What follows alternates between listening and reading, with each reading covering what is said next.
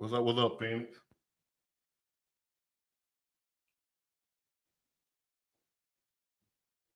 I know it's late. I'm gonna see if I can get some people in here. If not, they can watch it later.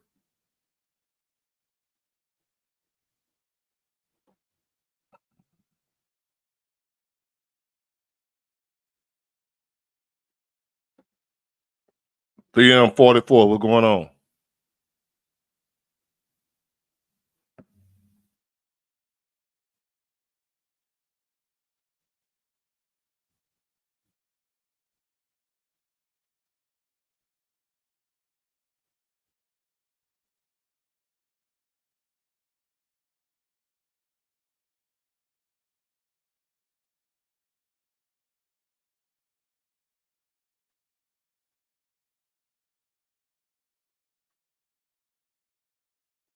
What's up, OT Spear?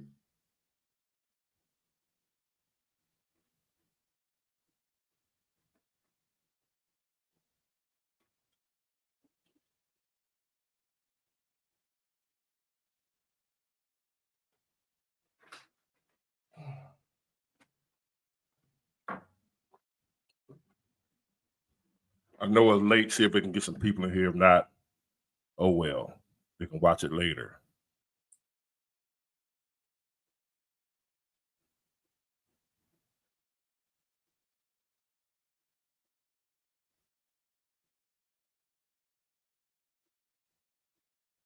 What y'all still doing up anyway? What time is it where you are?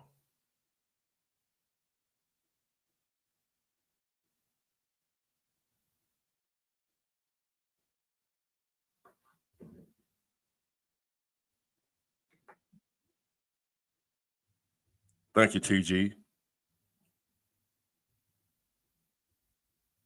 It's 8:06. You must be in California, BB. 10:07. Well, I know it's late wherever you are, especially for a live that I do. But guess what? I'm off tomorrow again. So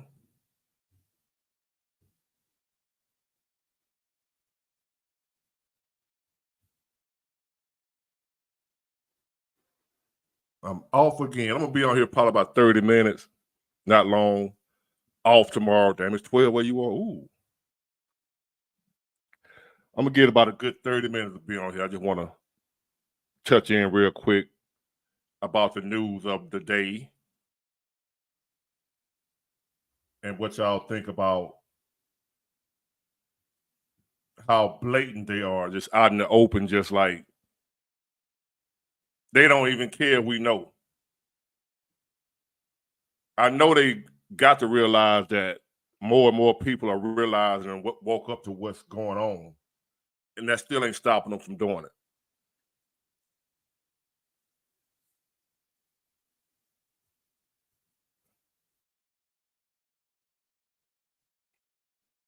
It wasn't it wasn't an attempt, but it had something to do with Trump, as in not something he did, but it's a message, I believe.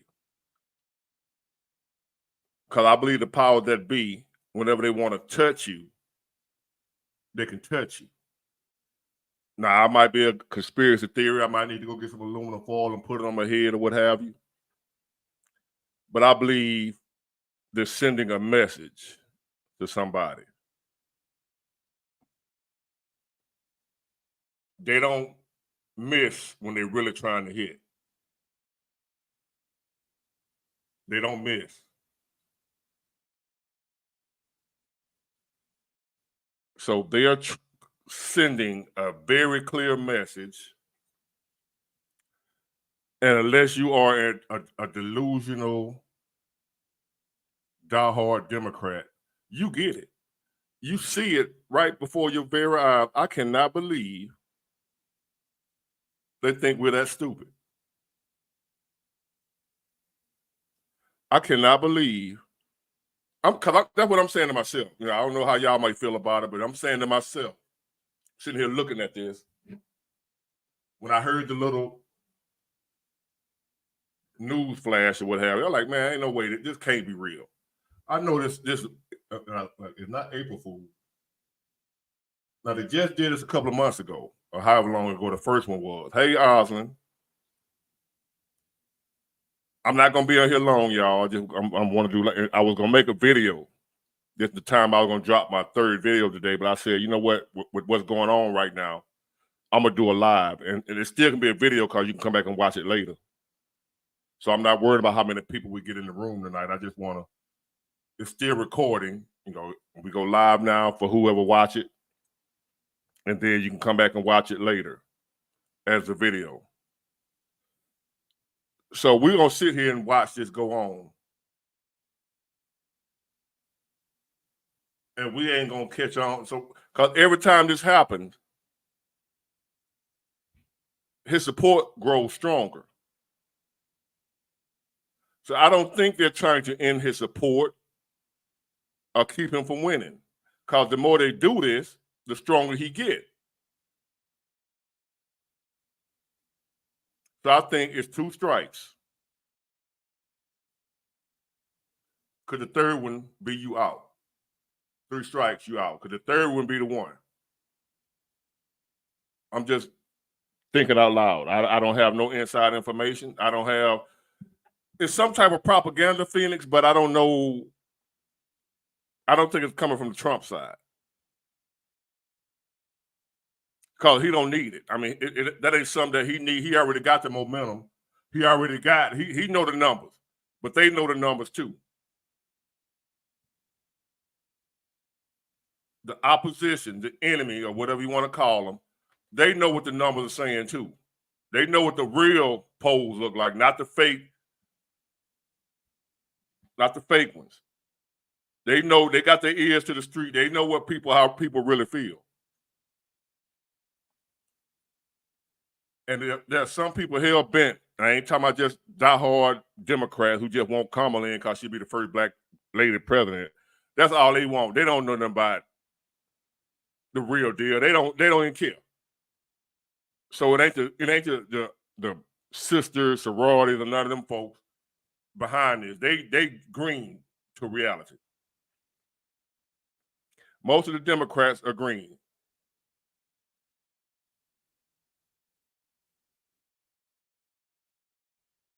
So I don't look at your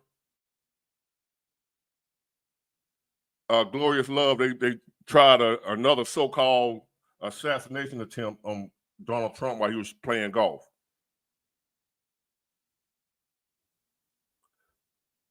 So what I'm asking y'all to do, which I've already said, I got to talk in code. The black church, them folk weird in William. I don't know what God they speaking about. God ain't gonna send no assassin that miss.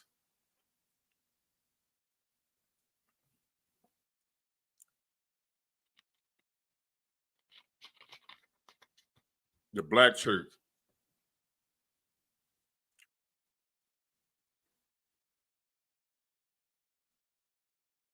The black church said God sent somebody to get rid of Trump.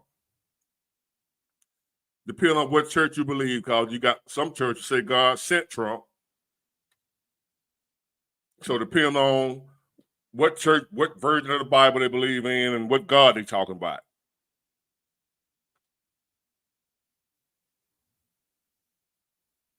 But somebody trying to get rid of him. It's plain as day.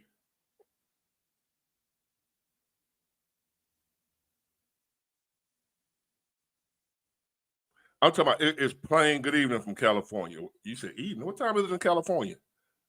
Probably about 7, 8 o'clock. That's why I wasn't too sure about coming on this late, but I'm forgetting we're in other time zones, people around the world. It might be morning somewhere else. But what's going on, if y'all don't already know it? Like I said, I don't have no signed document. Yeah, they caught the person. They caught who did it. And we're going to go into some clips or whatever, show y'all some of the breaking news. But I want to show y'all this thing just in case. If we happen to go to war, America, I want y'all to see who's going to be fighting for us.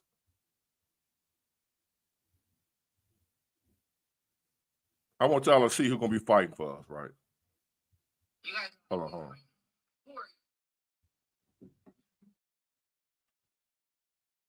Yeah.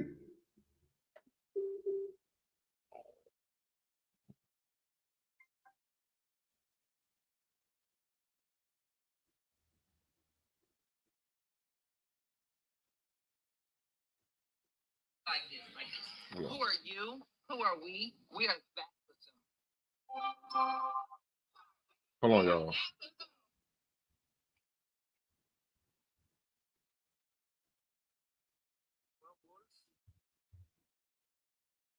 Let me hook my speaker up.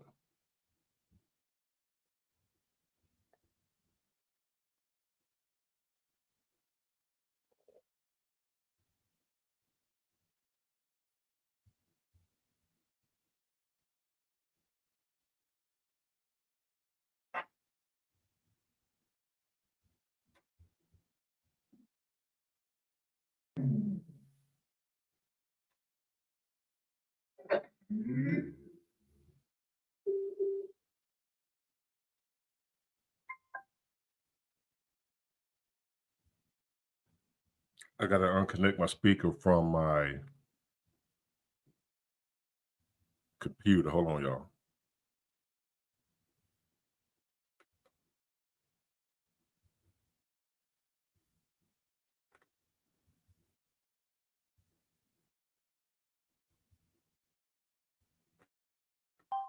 All right, now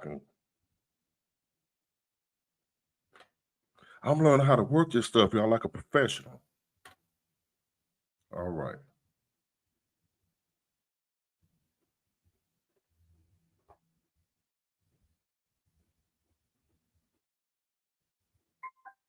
There you go.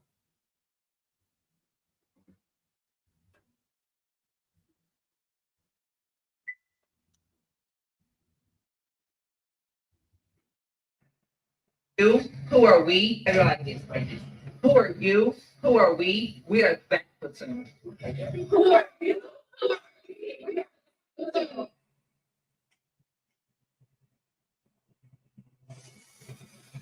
Well, boys, we're cooked. We are cooked. Are they doing little TikTok dances and shit too?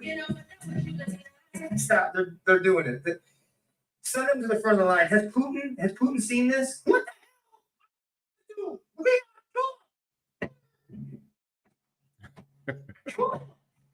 We are Who are you? Who are we? We are that person. Who are you? Who are we?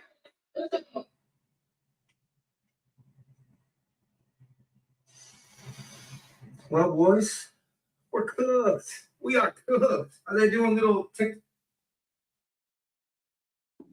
That was so funny to me. I saw that earlier today, y'all. You know, that's our military right there. I ain't got nothing against gay people. There's gay people been in the military since the military been around, but not those kind.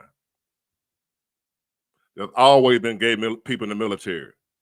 You might have not known it, but not those kind, what I just showed you. So imagine those people in our military being led by Kamala Harris and Tim Walz and Putin acting up. Putin got some destroyers outside of Cuba. And this is who we're finna send to war against the Russians and the Chinese, the North Koreans.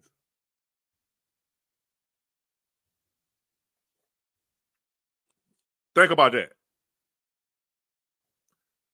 Think about if we go to war and Kamala Harris is our commander in chief.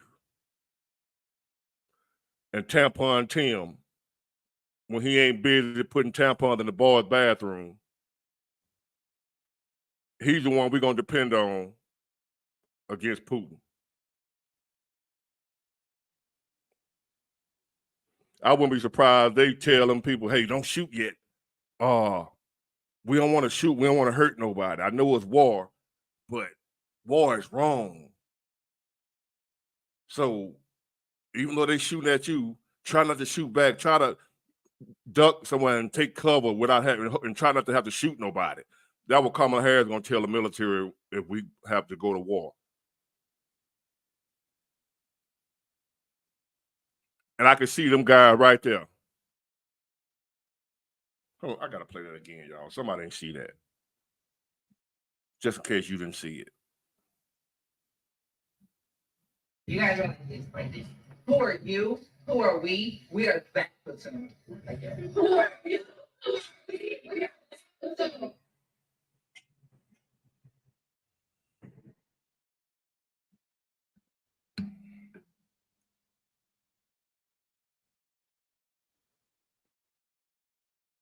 They in training in some type of, what the hell? No, that's for real. That's for real. DEI. That's for real.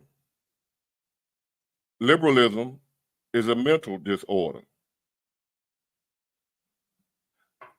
So here now we got, let me just say this before I go no further. I know I'm probably not going to be able to monetize this video, but I don't care. Get your, how can I say this? Get your toys together. Because we got two problems. We got two problems we facing coming up real soon, where you're going to need your tools, if you know what I mean by your tools. We got two problems coming up the way you're going to need your tools. One of the problems is Trump might win, and you'll still need your tools. The other problem, situation we might face, Trump might lose, and you're going to need your tools.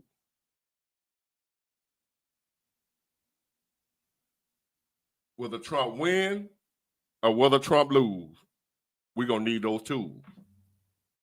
Big ones. And I'm going to tell you why. If he lose, Ms. Harris and the team, they'll have full go. They'll have full, wide open permission to go ahead and up the process of what they're already doing. Trump is a felon. He's not going to, oh, Lord. Anyway,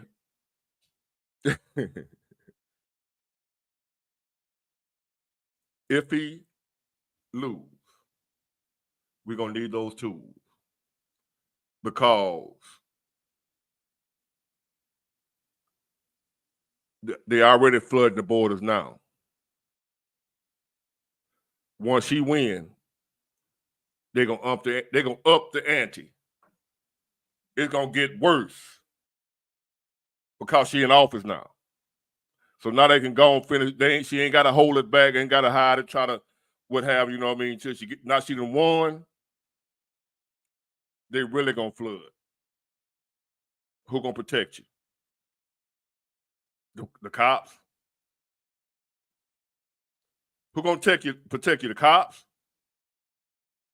The military? Remember, the military is gonna be ran by Kamala Harris. What they gonna do? That's what she want to happen. So the border gonna be wide open. It's already wide open. It's gonna be worse because they're gonna offer more and more incentive to come on in. It's gonna be all around all the third world countries. Hey, America getting away this. America doing this. You come over there, you just get there. They're gonna do this for you. They're gonna do this. They're gonna do that. So, and it's not the good people that's coming. If you ever look at those videos of the ones coming across the border, the majority of them are young men, especially the one coming from Venezuela. You don't see old ladies and a bunch of kids. You see grown, military age, healthy, able-bodied men flooding across the border. Gangs, drug dealers, criminals. See, the doctors, the lawyers, and the upstanding Venezuelans and the other foreigners, they don't have to flood across the border like that. the doctors, the lawyers, the people that will benefit our society, that will benefit America, they don't have to flood across the border like that.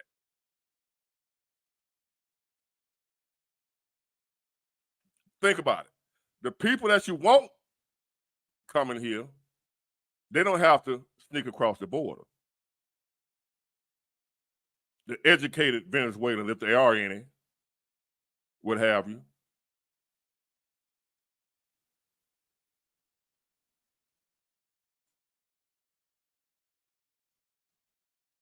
So think about that. Now, second, after she done won, all the immigrants done flooded over here by the millions, not the millions that's already here. Millions more that gonna come after she wins. Or after she done won. And she ain't gonna do nothing to stop it because they want it to happen. So therefore, that's one reason you're gonna need your tool. Ain't nobody gonna be here to protect you. And that's why she wanna take up your tool. She gonna try to pass legislation. If she can sign an executive order, she will, to ban your assault rifle. Because she don't want us to have them. Because she don't want us to be able to stop or defend ourselves, protect ourselves from what's about to happen. Second reason you need to get your tools, if Trump wins. Because if he wins, he already promised the largest mass deportation in history.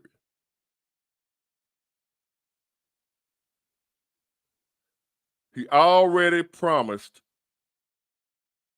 the largest mass deportation in history. Now, all those people that just got over here, you think that you're going to go back freely? Especially when the majority of them are prisoners that Venezuela let out of prison and put them out the country. They ain't going to take them back. They put them out. Where they going? So when Mr. Trump come with the mass deportation, do we have enough military? Do we have enough border patrol or whoever to deport millions of people? He said mass deportation, and I believe him. The problem is, how is he going to do it with what we have now? How is he going to do it? Because he's the type, he's going to try to keep his promise. If he said he's going to do it, he's going to try to do it by any means necessary.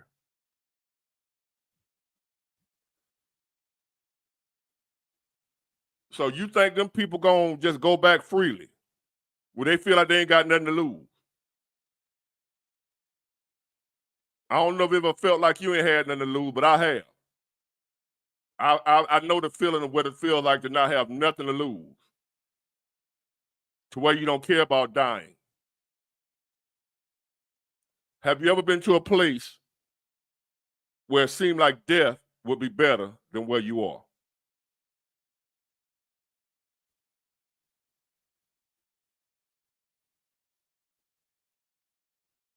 But that's what old people are right now. And I hear Mr. Trump saying, and they believe him, they know he's telling the truth, that if he wins, it's going to be mass deportation. Like my man said, if Trump wins, it's going to be a civil war. I think it'll be a civil war if either one of them win. Don't matter who's going to win. We in for some turbulent times. Exactly, Lonnie Cabal. Either way, that's what I'm saying. Either way, when I'm telling y'all, my friends, my people, my supporters, what have you, get your tools, learn how to use them, body armor, if you can find it. Take self-defense classes, hand-to-hand combat. I know this sounds weird. It sounds crazy. But you trying to tell me what we witnessing on a daily basis? Big War, you a masculine man. Why are you supporting a man? Oh, Lord. What I supposed to be supporting? Hold on. Look at this. Y'all read that. See, this is what we're dealing with right here. Thank Nick T. But this is what we're dealing with right now.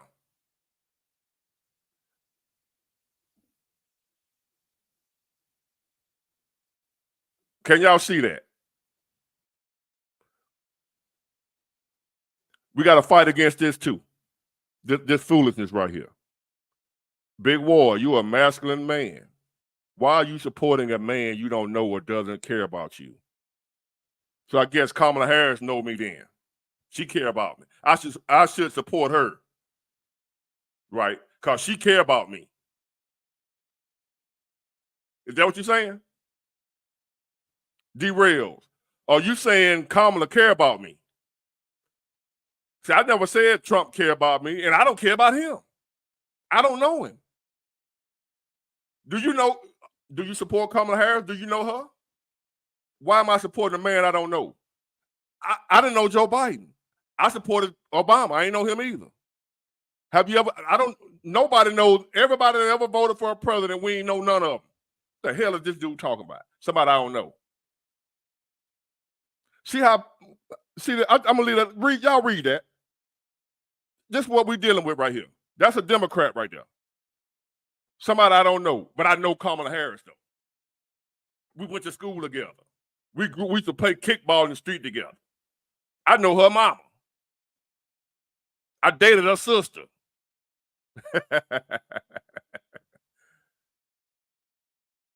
I ain't gonna block you, D-Rail. You need to be seen. People need to see what we're dealing with. So you ain't gonna block you. You ain't mean no harm. No, he don't mean no harm. He wasn't disrespectful. He really believed. Listen, I've been there. I really been there with that mindset. Didn't mean no harm. I ain't mean nobody no harm. I don't think he ain't talking nasty, disrespectful. Long as you don't do that, you ain't got to agree with me. He wasn't disrespectful. Y'all read it. He wasn't disrespectful. He just uninformed. That's not disrespectful.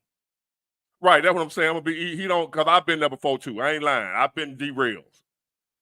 I just recently came about my coma. So I can't point the finger at him. I understand his mindset. But you came to the right place. You hang around here too long. Be careful hanging over here. Listen to me and my people. Be careful. You might change your mind. Yeah, no harm, no foul, J.TV. He don't mean no harm. Long as he ain't, like I tell y'all all the time, you ain't got to agree with me. He wasn't disrespectful. That's his opinion. You free to give your opinion, long as it's in respect. And I ain't see no disrespect in what he was saying. It was just like, I don't know Trump. I don't know Kamala. I don't know Biden. I voted for Biden. I bet he wouldn't have complained about that.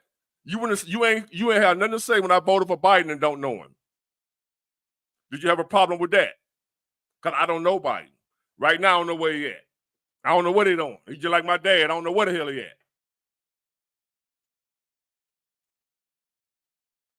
All of us that vote are voting for somebody we don't know. We can only go by what they tell us. And any little experience we may have seen them in life, how they operate, their policy or whatever. That's why it's good to have somebody that have a past that you can look at their track record. She don't have a good one. But y'all overlooking that. Y'all ignoring that.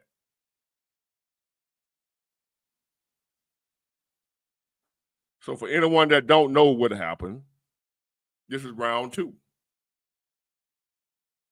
of the assassination operation. Get rid of Trump by any means necessary.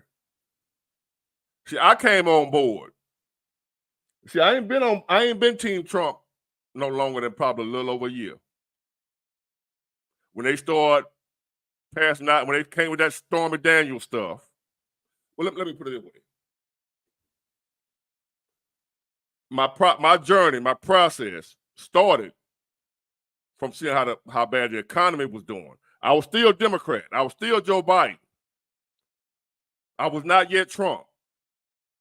Joe Biden was pushing me more to being an independent. I started asking more questions about it. I started, for the first time ever, I found myself criticizing the people I actually voted for. I found myself questioning, because I never done that before. I didn't question Obama. I voted for Clinton the second time. I don't know if I was old enough to vote the first time Clinton ran. But I've been voting Democrat, and I've been voting since I was 18 years old. Now Bush was still in office because his picture was on the wall in our barracks in the Marine. Bush picture was on the wall, commander in chief. So it was Bush. My first time voting, I voted for Trump, not Trump, Clinton. So if Trump wins,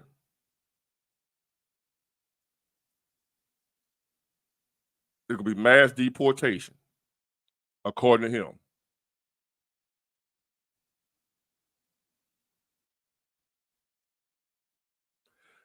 But believe it or not, James Chicago, Trump been listening to black people. When Ice Cube came with his plan for Black America, Trump campaign was the only one to listen to him. He pushed it to the Democrat and the Republican. Biden them didn't want to hear it. He said, wait till after the election. Let's see if we got any updates on the situation as far as a little bit they'll tell us. Well, thank you, Lucifer.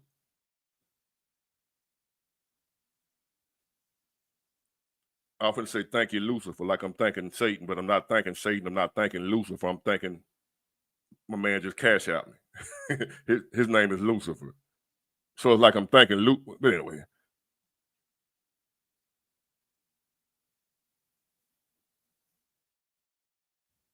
And I appreciate y'all for being up this late. Like I said, and for those who wondering,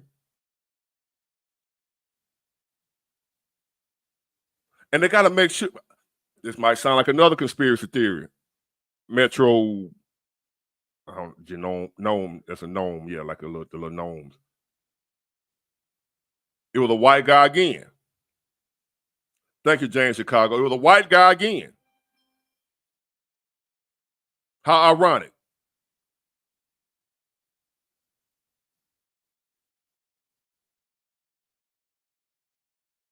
It's got to be a white guy that do it. Think more into that.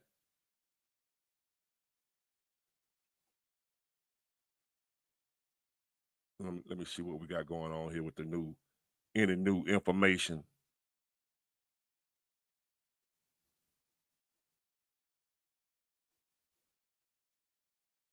Yeah, we in. Just imagine all my life. Say, look, check this out. All my life,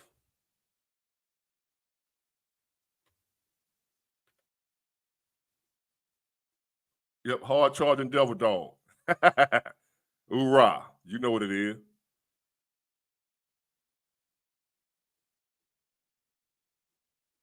Right, Trump, he's a independent, a moderate.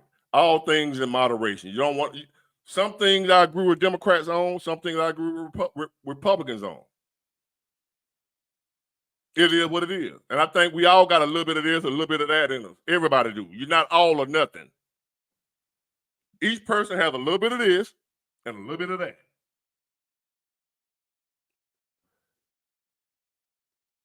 Who knew if you grew up like me, going to church, going to Sunday school, I was the little kid that always got, it was private. Hold on. Did you resubscribe? I didn't see that. I don't do that. He was unsubscribed. Man, see that's what I'll tell you. This stuff is frustrating. But thank you. I'm not unsubscribing anybody unless you came on here with some disrespectful, foul stuff.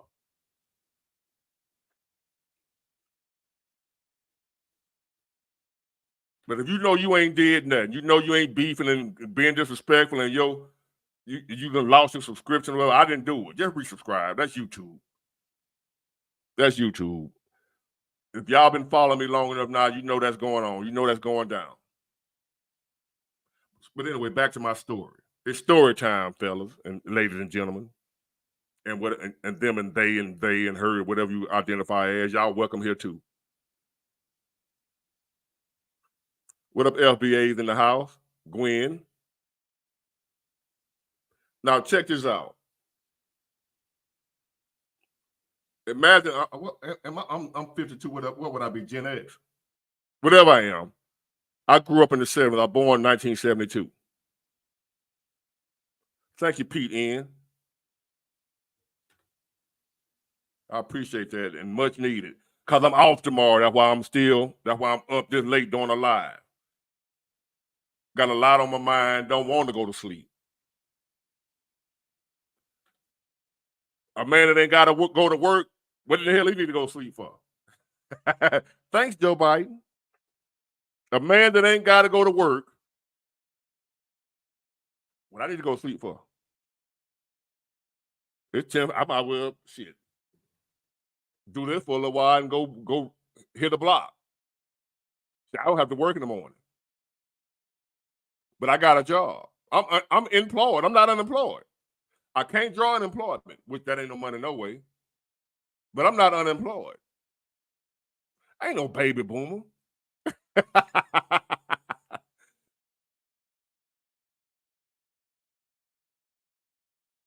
So anyway, I grew up going to church, Sunday school, long Easter speeches. And I used to hear about the last days a lot. Y'all done heard, y'all heard. If you grew up in church, you heard about the last days, this, that, and the other, and the sign of the times is gonna be this, it's gonna be that. And as a child, I promise you, I never thought nothing of it. Never, nothing of it. I was just ready to get out of church, go home, and play in the street with my friends. I had to go to church every Sunday, all day, morning to the evening. And black churches, y'all know how black churches is, all day long on Sunday. Every program, the Christmas program, I got, because I had a good memory, I got the long Christmas speech and the long Easter speech. I used to always have to come and quote the scriptures and stuff like that because I had a photographic memory. And the older folks, the elders or whatever, they just used to be so amazed at the little ward kid. Come here. Repeat that Lord's Prayer. And I was probably about 5 or 6 years old. The whole Lord's Prayer. The Lord, the Lord my shepherd, whatever you call it. Our Father which art in heaven, whichever one you want to call it. But anyway, so growing on up, living my life, presidential election after presidential election, war after war. We done been through wars. We done seen, we always done seen wars, right? Vietnam, which I wasn't born then, but Vietnam, Korea, World War. We've always had wars. So that ain't nothing new to have a war, conflict going on in the world, hungry people, starving people, poor people, rich people, good economy, bad economies, recessions, booming economies. How the market go up, how the market go down, stock market go up, stock market go down. That ain't nothing new. Just different though. This is different. Is anybody on here can tell me they didn't seen something like this before?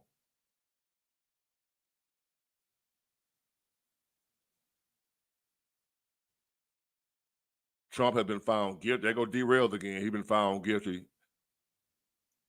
on 34 counts. What president do you know that had? He'll be when he win. That's who I know. Trump.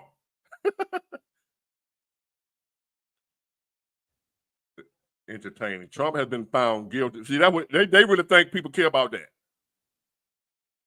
That's how delusional they are. Trump has been found guilty on 34 counts. What president do you know that is a felon? Well, when Trump wins, him. My president is a felon, and I don't give a fuck.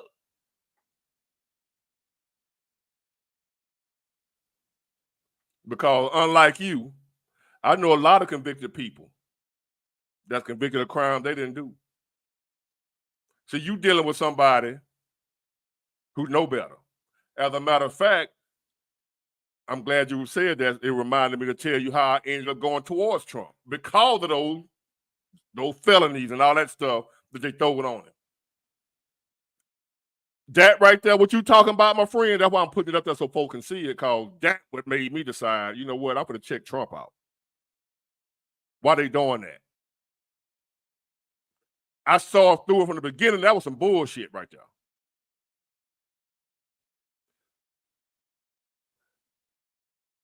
Biden ran me from Biden. He didn't run me to Trump. He didn't run me to Trump. He ran me away from the Democrats. And I became... Okay, you want to come on, Robinson family? Hold on. Don't go nowhere. Give me 2 more minutes. I know it's you. 2 more minutes. Hold on. So don't go nowhere. I got you, Miss Robinson. You coming up next. So Joe Biden being such a horrible president made me say, you know what? I need to question. I never questioned nobody I ever voted for before until Biden. He made me question and second guess and regret my vote. Biden did that. I still hadn't looked over there to Trump yet. I still was anti-Trump till I started seeing all these shenanigans that I'd seen before in real life.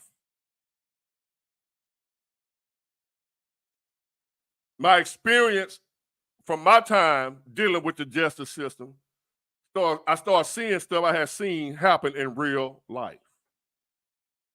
Fake charges, trumped up charges, pardon the pun. As I told you, I have never seen nobody charged with 34 counts and convicted on every one of them. I ain't never seen, and I done been around the court system, justice system. I done sat up in court watching cases like I'm watching a TV show in real life, sitting in the courtroom watching cases, observing, because there was stuff, the life I was living, things I needed to know, how they operate. And I ain't never seen anybody, especially a rich white man in America. I ain't never seen black men, poor black dude with no lawyer, court-appointed lawyers. I ain't never seen a guy with a black poor dude from the hood with a court-appointed lawyer. I ain't never seen one of them get convicted on all charges. They throw some of the charges out. Trump got convicted on that right then. That's when I knew. That's when I knew. Something ain't right here. He was guilty before he went in there. Now, if you believe there was some real charges, they feel like he's a real criminal and he's a threat to society, if you really believe that, more power to you. But we ain't fooled. I know I'm not. So you wasting your time over here with that bullshit. Come on next with the Project 2025. You might as well go put that up there too. What about Project 2025 then, Big Ward? Put that up there too. You might as well. You're throwing out all the other little talking points that don't nobody care nothing about.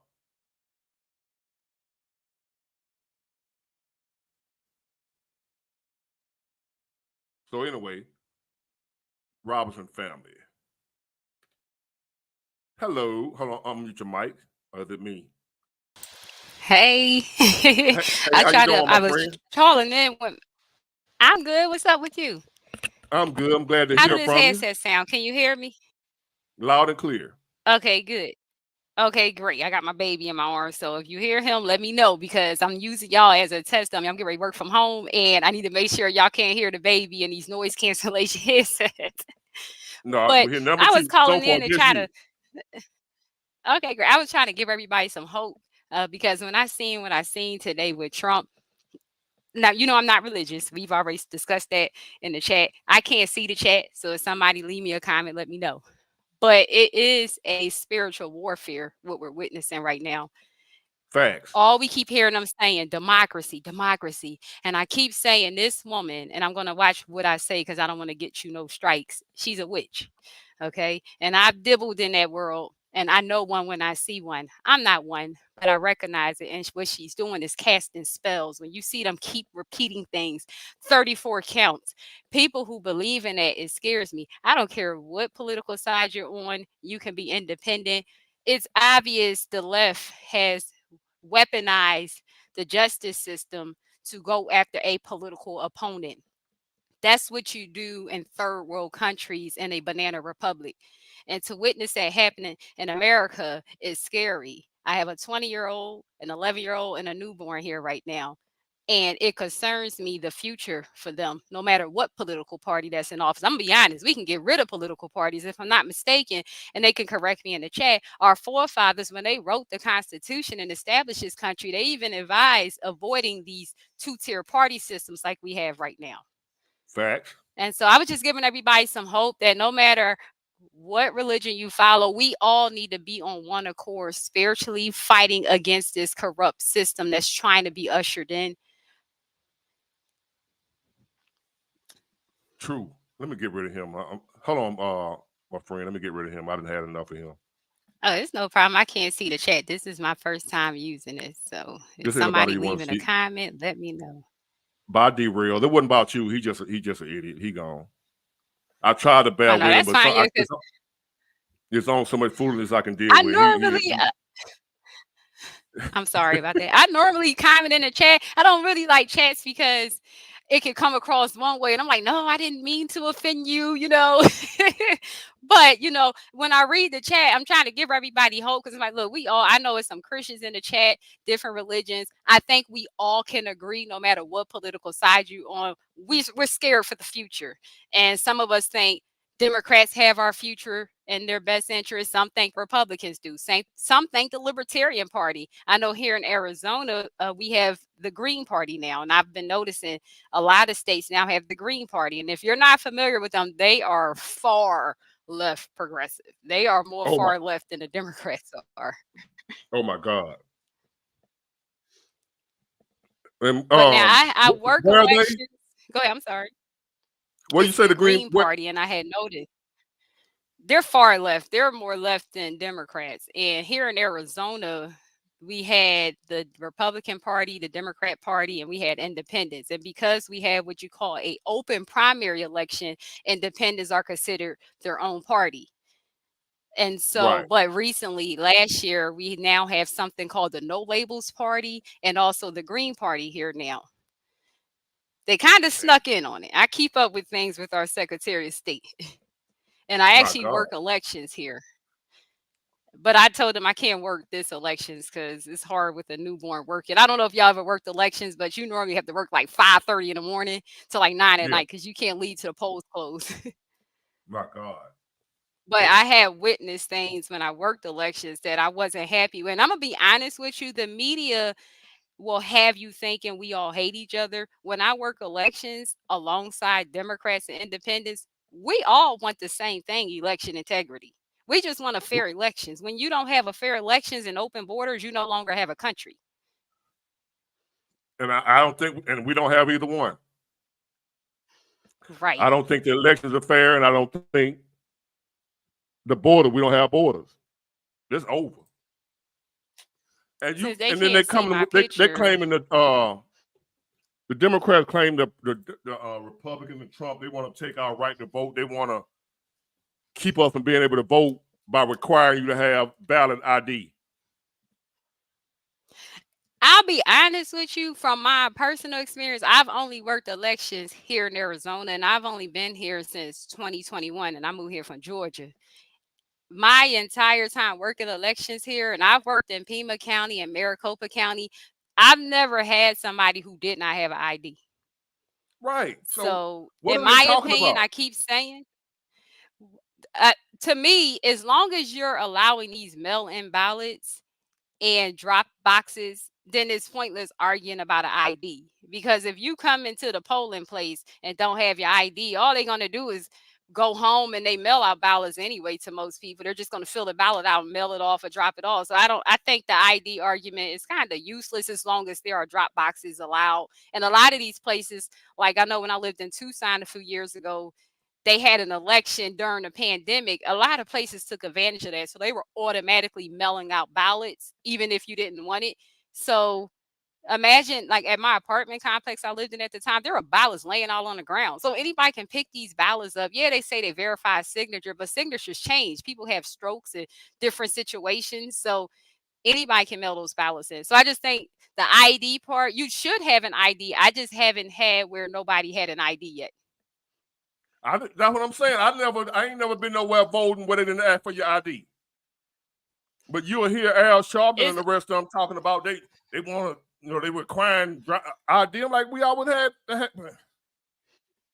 It's kind of, especially when they try to use black folks to say, like, as if we're too slow to get an ID. Like, anybody can get an ID. Who doesn't? My son had a state ID since he was like 11. Right. They're trying to, and they always saying, I don't know if you've heard it before, that they're trying to stop black people from being able to vote by requiring you to show ID. Like, when have we not shown ID? I used to be brainwashed. Me too. I used to fall for that stuff. I used to fall for that stuff. I was actually a brainwashed liberal, so I can't front. And actually, in 2016, I campaigned and voted for Hillary Clinton. I was on that. I can't stand Donald Trump, and they, voter suppression. And it was miserable too. Now that I look back at it, just every little thing was, oh my God, this is voter suppression. And I was like, it's not even that deep. You're looking for problems. Right. And I found myself miserable.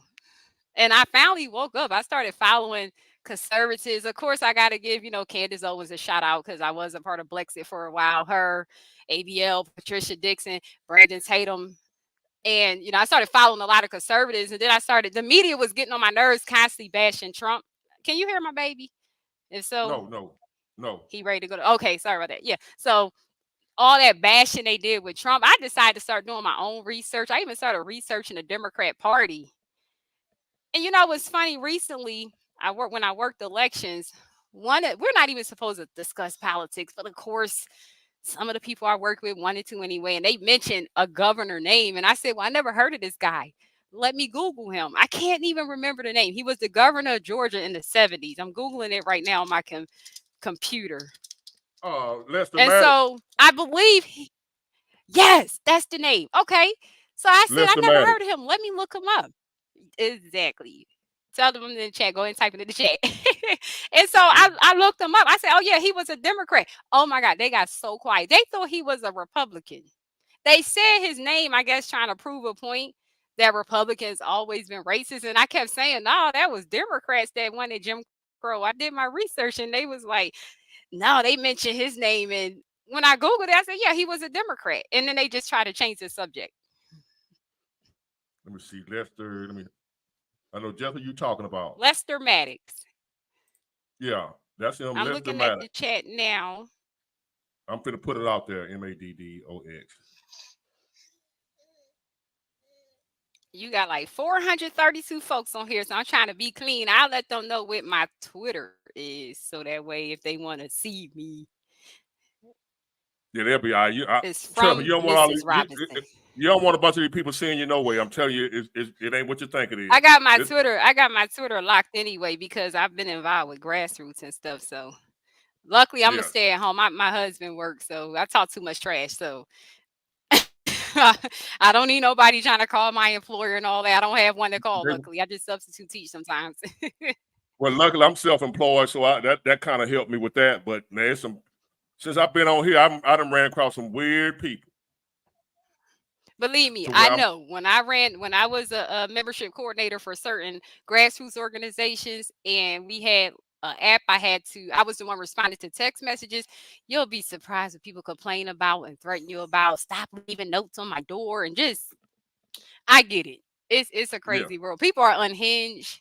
I don't know if it had something to do with the jab, because it seems like ever since they had the pandemic, and I'm trying to talk in codes because I know this platform, ever since they had that, I don't know, people just seem like they're losing their mind.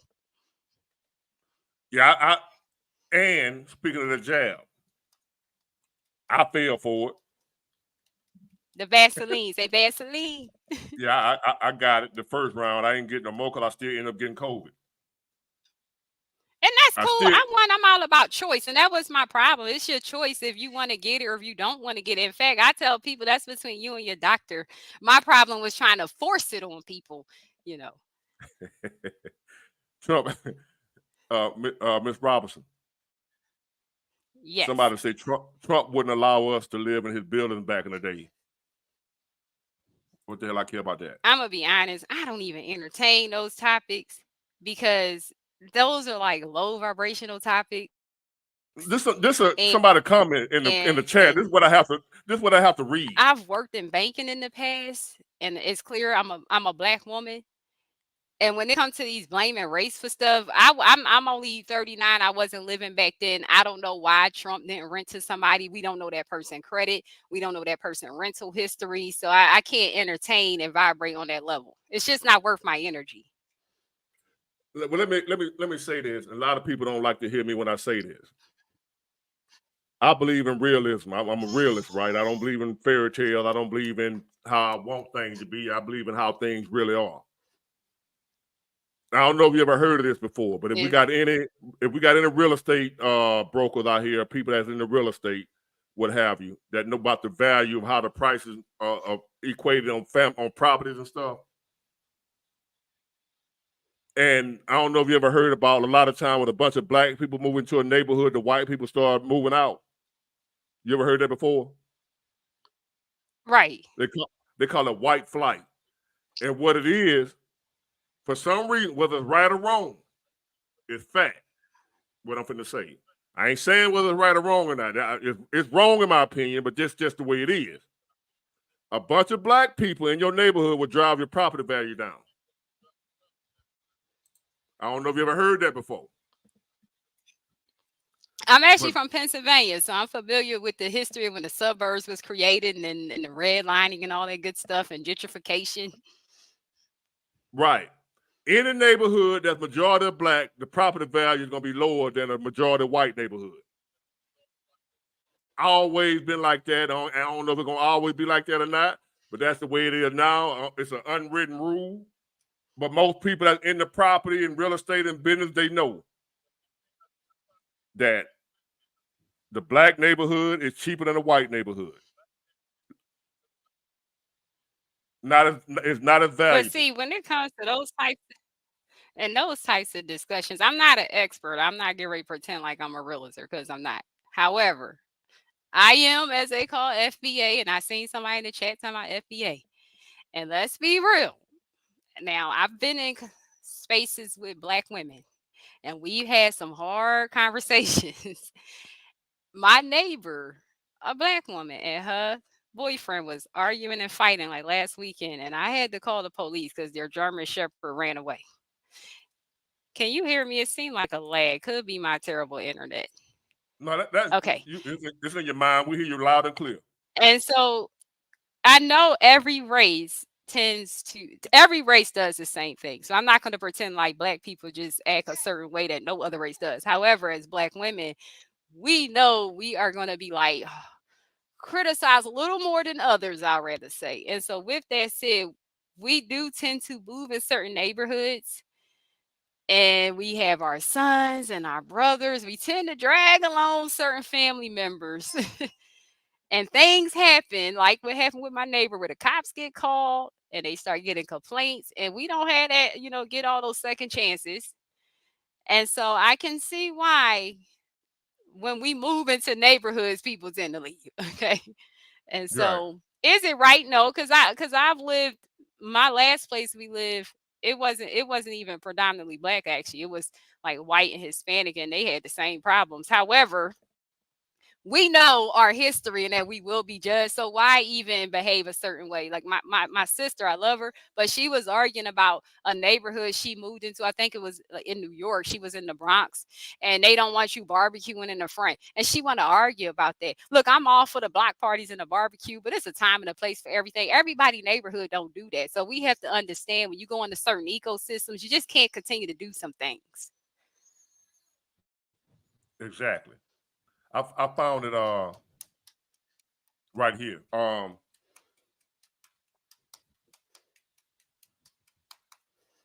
What happened, they call it appraisal bias, right?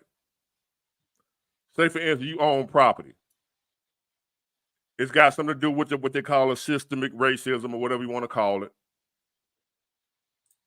But it's been known for a while now that if a black person's home is valued less than a white person's home, it's documented. And if you somebody who owns property, like say Trump or anybody, a businessman, you know the rules. You know how this stuff works. So you in business to make money. Even if it ain't your rules or your laws or what have you, or your system, but you knowing that if I move a certain group of people in my property gonna lose value. What would you do? Right. You're gonna follow the money. We are still a capitalist society. Right. So if you knew that, say for instance, you don't hate, say if you don't hate Mexicans, right? But no, I don't hate anybody. Right, you don't hate nobody. But say you got a home, you got property, rental houses, right? And your rental houses right now are valued at $1 million a piece. But you know, if you move a bunch of Mexicans in there, it's gonna your housing appraisals are gonna go down to $500,000. You're gonna lose $500,000 in value because of who you let move in. Are you gonna let them move in? Nope. Is it because you're a racist? We got our own family to feed. Right. Is it because you're a racist? No. Right. I don't like calling everything racist. That stuff get draining. That's all they got to do with black people, just holler racism. But the facts are, if you own property, I was listening to a YouTube channel. I was listening to them with a guy. He buy and sell and renovate houses or whatever. And he said it happened to him dozens of times. To where when the people that come out to appraise the house see that the house is owned by a black person, they get a lower appraisal value. So he suggested having some white people show your house off when they come to, what you call it? Oh, I know what you're saying. Appraise the value. Don't have your pictures hanging up like your black family. Don't let them folk know this house is owned by black people. Don't have that Last Supper picture hanging up. Right. So I think every black household got that. Right. Well, I don't. So he suggested don't be there when the appraiser come or have somebody white like they own the house that is theirs. And his house was valued at a lower value. He had somebody else come back out and do it, and he wasn't there, and they gave him a higher appraisal value. That's been going on forever. This ain't nothing new. This ain't nothing new. That people in the know, they know that black people property is valued lower than white. So therefore, if I own a home, I'm black. I'm a businessman. I don't have real estate like that. But if I had real estate, and I'm knowing that if I move these people in my house or in my property, it's gonna make my property value plummet. I don't want them to move in either. I ain't got no beef with them. I'm not racist. But I'm knowing that if I let them move in my house, the property value gonna plummet because of the way the system, that ain't my system, is set up. I didn't set it up. Exactly. But it's the way it is. And you can't try to overthrow systems with nothing to replace it with. I know I have to get with my little cousins. They love marching and carrying on. They want to overthrow a system. Well, what are you going to replace it with? Right. But so as of right now, that's the system we got. What you gonna do about it? Right. You got to work with what you got. You got to work what you got. And that's why when I met my husband, one thing I did, when I got married, and you got married within 6 months of meeting. And I had one child, he had a child. And when we met right on Facebook, and I was like 35, I think, when we met. But I said, okay, I had heard in private spaces, as women in general, you might want to start dating strategically. We see what's happening. You see, it's hard enough to find places to rent, especially to buy. I had heard a rumor a lot of these places are tired of renting to single moms. They're tired of their children tearing up their property, boyfriends in and out. And so, and that actually just happened to one of my cousins in New Jersey. She had to move back with a family member, her son getting in trouble all the time, and the landlord asked her to move. So knowing that, when I met my husband, I wasn't getting ready to keep acting like I'm this young hot shot. Got a lot of options out here. So when he wanted to get married, I moved all the way from Georgia to Arizona, got married, and building a family now with him. Even though it's later in age, and that goes to the point of, as women, especially if you are a single mom, you might want to factor that in. It's pointless trying to buck up against the system. Like you're saying, we know how the system is. Are you going to keep whining about it, or try to move more strategically in that system? You're not going to be able to overthrow it. It's pointless. Not by yourself. So and people have bills to pay. So I'm realistic. I might talk trash online, but let me tell you something. When they be like, we need to boycott this and boycott that, I'm like, man, the way these bills set up right now, it's hard to boycott something now. Exactly. I can't see the chat. So if somebody typing something, you gotta let me know, because I tried to look at it. No, you can't see it. You can't see it while you're on. Oh, okay. But you were seeing it before but you got on, to right? hold you up. I was, and then when I get out of here, I try to. Right, you want to be able to see. But I don't want to hold you up, because I talk a lot. I'm country. I get on here, yep, and my husband keep telling me, you need to do a show yourself. I was like, nah, y'all not gonna have me talking and y'all don't subscribe, and I'm just looking crazy. Or if they do subscribe, they're gonna start hating on you. You're gonna start getting a hate mail. They and do all that type anyway. Yeah, I don't even have much, and I had to cut some people off recently because I don't know. I don't like to think people hating on me, because I mean, I'm easygoing in life, but you'll be surprised. People hate on you just because you're a happy person, and they not. Exactly. They can be rich and have all this money, and you broke and poor. Exactly. Right. You smile too much. But tell everybody in the chat, we all can agree, no matter what religion. And like I initially said, there is a evil power force coming in.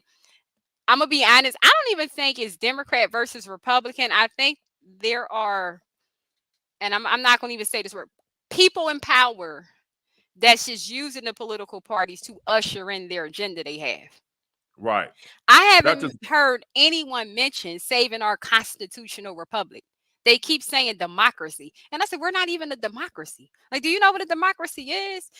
And then when I substitute teach, I hear the young people talking about socialism and how great it may be. And I said, socialism? You show me the people from Venezuela, that's a socialist nation. And they're literally flooding our borders right now if it was so great. Right now. Right. And I even asked, I like Trump, but I mentioned, I commented on Trump, like, Trump, you keep talking about democracy. When are y'all going to say y'all saving our republic? That's what we are. Well, he got a system to play too now. He got to play by the system. Exactly. And I let him play it right. And I had to explain to somebody, because they asked me, you don't think Trump this and Trump that, he's a liar, he's this and that. So let me tell you something. That man almost 80 years old. That man has children and grandchildren. He didn't even take the pay, if I'm not mistaken, when he was president. You think he's doing this because he wants to? I strongly believe he wants to save the country, because he has kids and grandkids. The other one, Kamala, don't have no kids to worry about. She really has no ties here. Her parents are not from here. So what's her real agenda? Power. It's scary. I was researching her sister. I didn't even realize how powerful her sister was till Umar Johnson mentioned her. I be listening to him because that dude keep me cracking up. And I decided to start researching her. And I said, I didn't know her sister playing a major role in this too. So I didn't either. What did she do? She, if I'm not mistaken, in 2016, she was the advisor for Hillary Clinton. Y'all can correct me in the chat. Somebody Google it. What's her name? Maya Harris, I think. I didn't keep up with. I didn't know who the hell she was here recently. That's what I'm saying. Like she almost president. I didn't know who the hell she was. Me neither. In fact, I've been learning things. Like, I didn't know Kamala Harris sued the Obama administration in 2016 for his fracking policies. And I looked it up, and it was true. Somebody mentioned it. And then I didn't know Trump donated to her campaign when she was running as Attorney General in California. So there's a lot of things. I said, there's little interesting things I've been learning about everybody. Yeah. See, Trump, he admitted himself that he done bribed a lot of politicians. I mean, I remember him speaking one time.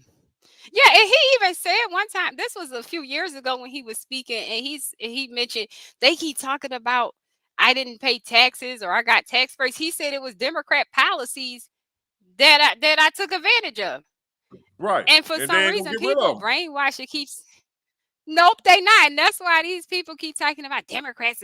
It's not for no. They say Republicans are only for the rich people, and I'm like, are you kidding me? All these celebrities coming out endorsing Kamala, these rich celebrities, and Obama, and all of them got mansions on Martha's Vineyard, and you really think Democrats are not for rich people? Like they just tell y'all anything at this point. Anything. Like RFK Jr. said, who needs a policy when all you got to do is just hate Trump? That's why they don't have to talk about a policy. They brainwash them to just hate Trump. That's it.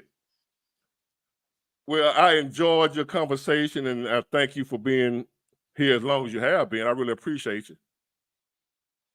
Thank you for listening. I'm getting ready to hop back in the chat and hang up and finish talking trash. And I'll post my my X account on the. It's not. Listen, I only got like 70 followers. I'm not famous, so.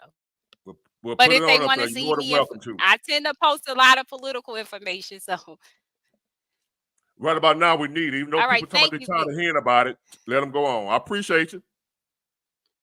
Well, they do need. Sorry about player one. I'm gonna need your picture.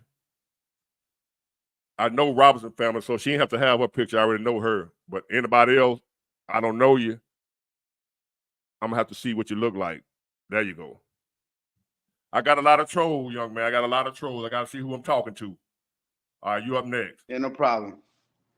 What's going on, man? Man, I'm just up late. I finished with some papers in regards to some school. You know what I mean? I'm working on my 4th degree. And for some reason, when I was looking up all this stuff for schoolwork, your page popped up, which is really interesting. It was from a psychological aspect. I was dealing with a shorty who had bipolar disorder, and I was actually utilizing some of the information that you had in regards to how to resolve it. So then I started following you after that. And with me following you after that, you were right with the best solution, which was leave. So that was like really cool, you know? So yeah, but how long ago was that? Whew, that was about a year ago. I mean, it's a wild story. But long story short, you know, like she was from Brazil, bad. Like I was enjoying that. But at the end of the day, one day we was at like a party, a Christmas party, and then she straight up swung at me. And I'm like, oh, you know, and then from there. For what? Huh? For what? So she was mad that it was a Christmas party and we were watching the UFC fight. So like I'm an MMA fighter. So like my homies were like, yo, bring her over. Like, and we brought her friends and we were just chilling, watching the fights. Now she was upset that the fights were taking too long and wanted to go to the club afterwards. So I'm like, yo, shorty, relax. It's all good. Like we'll go after. So then she starts hitting me on my chest. I started laughing. And then she just swung at my face. And I'm like, oh, you know, and I like weaved out the way, you know. And then afterwards, the friends calmed her down, all that stuff. And then the next time I kicked it with her, she goes, oh, I didn't swing at you. I actually tried to bite your lip or some bullshit. But I knew exactly what happened. So that was when the gaslighting started happening. And I started learning like BPD and like narcissism and stuff. And then I started hearing the stories that you put up. And then from there, that's when I was like, okay, like, you know, like this is hitting everything this dude is talking about. And then, yeah, I just kept following. The election started coming up. My brand started coming up. And just the way that you're like speaking about things is like very, very articulate. And like, I appreciate that. Following getting a degree in psychology, I got a degree then in business administration. Now I'm getting a degree in like something else, a master's degree. But anyways, like outside of all that, like the main thing that I want to have a conversation with you about is the more educated I get, the more like Republican I'm becoming, right? And then I have so many family members who I'm trying to explain, like it's not about like I'm trying my best. I'm like, yo, like it's not about feelings, it's about results. It's about an economy. And I'm just wondering how to like come to grasp with that. Cause now I got a new shorty, she cool, we vibing. But when I bring her around, all my family's Democrats and we Republicans and we're good, but is that normal? Like the more educated I'm getting, like the more alienated I'm getting from the masses and becoming more Republican. Like I don't know, I'm tripping. Maybe. No, this is very interesting. I'm glad you're here. First of all, congratulations on on your schooling. That's interesting Mm-hmm. because that's what happened to me, and that's what happened to all ex-Democrats. Mm-hmm. The more knowledge you get, the less of your chances of being a Democrat. Yeah. Democrats depend on uninformed people. And then they'll gaslight you and tell you that what Republicans do. They don't want you to know nothing. Mm-hmm. See, this is what you need to know right here, and they don't teach you nothing. If you Yeah. listen to a Kamala Harris speech, she said a whole lot of nothing. Mm-hmm. She'll give a 30-minute, hour-long speech and ain't said nothing. Yeah. And the folks will be clapping. I'm like, what did she say? After the debate, all up and down my timeline, they were talking about how she watched him. She did, and she ain't answered not one question. Yeah. Not one. So what happened is, not only are you, when you get smarter, when you get more mature, as you mature, as you get wiser. And as the Bible say, when I was a child, I thought as a child. Mm-hmm. But when I became a man, I put away childish things. Yeah. I see the Democrats as a party for children, Mm. a party of children. Yeah. When you're younger, you're more liberal. You're more about wild and free, have fun, anything goes. I got my whole life ahead of me. So now that I'm young, I got time to F off a little bit. Mm-hmm. So when you're younger and not as serious about life, you tend to be more liberal. Yeah. Get high, smoke, laugh, drink, have a good time, let's party, let's have a good time. Yeah. That's the liberal mindset. Wild and free. Anything goes, whatever you want to do. Yeah. But then when you start mature, people mature at different ages. Yeah. So you matured at an age where normally people your age don't mature, so they still Democrats.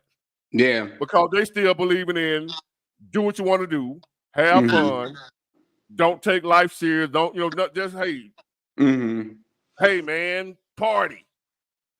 But once you get older and mature, whatever age that may be, when you start thinking more about your family, selling down, owning stuff, and the things that you will have to do to be able to own a home, own a business, have money in the bank, be successful in life.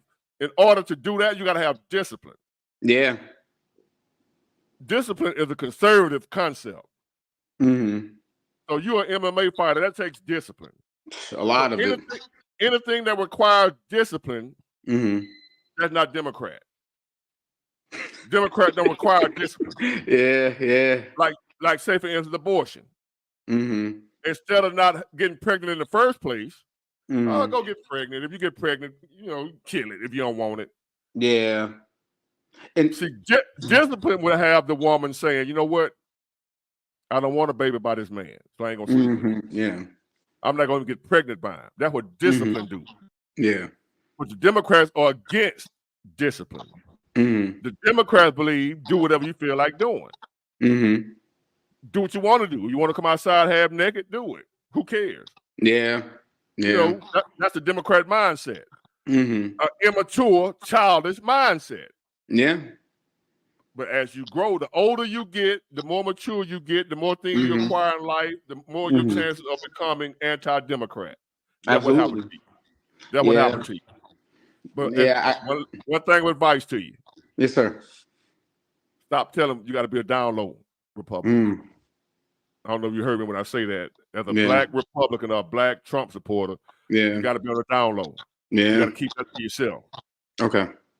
So with your family members, if they don't already, they already know. But I just wouldn't talk about it no more with them. Don't talk politics with your family or any Democrat.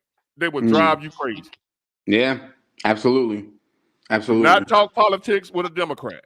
Because you're going to sit there and you're going to be like, what am I sitting here listening to?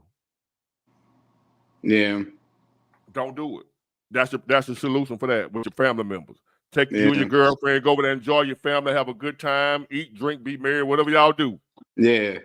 Talk about everything else but politics. If they go to talking about politics, hey, I ain't in that. Yeah, it's very interesting that you bring that up too, because like you're talking about like like the wars that we've been in, right? So like my degree that I'm focused on right now is military studies, and one thing I noticed is that even when a communist nation beats a more democratic or capitalist nation, like for example Vietnam, they still adopt the capitalist governance. So I'm like, why even fight in the first place if you're gonna adapt to that governance? Exactly, right? So like my shorty, like she's Vietnamese. So like she was actually born over there. And then she actually came to America. She told me about like her whole family story and about how like coming over here, like legally immigrating and all those things. And one thing that she like really like her family holds to heart is like that Republican like energy, and she's actually the one that kind of put me on game with that. Like, yo, like, look, like here's a community that we built, here's how it's built. Here's how I fit into it. Here's how I own land. Here's how my family owns land. Like this is like what America was built upon. And it was kind of interesting, like hearing that from somebody like that. But when you think about it from that mindset of somebody who actually fights with American forces against a communist nation and actually beats that communist nation or flees to America, you realize that like we are the core of like capitalism. And if we go down, everybody goes down. Exactly. Mm-hmm. And that's what's at stake right now. Mm-hmm. And believe it or not, countries like Russia, Mm-hmm. I'm starting to believe they don't hate us like we was told they do. Yeah. They hate what we've been doing around the world. Absolutely. The bullshit that we do that the American people don't know about. Yeah. They doing stuff we don't know about. And then those countries like Iran, Russia, and all them that hate us, we think they just hate us just because we don't know what our country over there doing. Yeah. Yeah. To make them our enemy. Because I'm like, all right, we enemies with Russia, but what has Russia ever done to us? Yeah. Yeah. So like it's crazy. I mean, you're a smart cat. Just how old are you? I am 30, 31, about to be 32. Okay.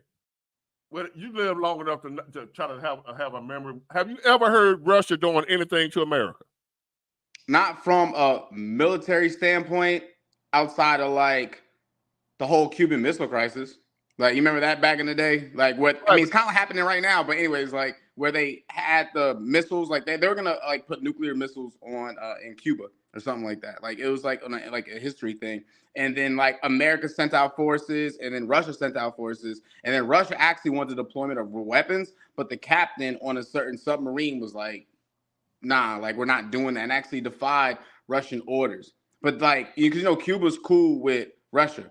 So like that was like the last thing that I know of from a history standpoint is that. Outside of that is more like battlefield stuff, like Cold War stuff. You know what I mean? Like where it's like with Vietnam or something like that. Like they're using Russian tanks and they're fighting us, and like the South Vietnamese are using like Americans and American aircraft to like attack. So it's always been like some like side beef stuff until it's like some real head on stuff. But Right.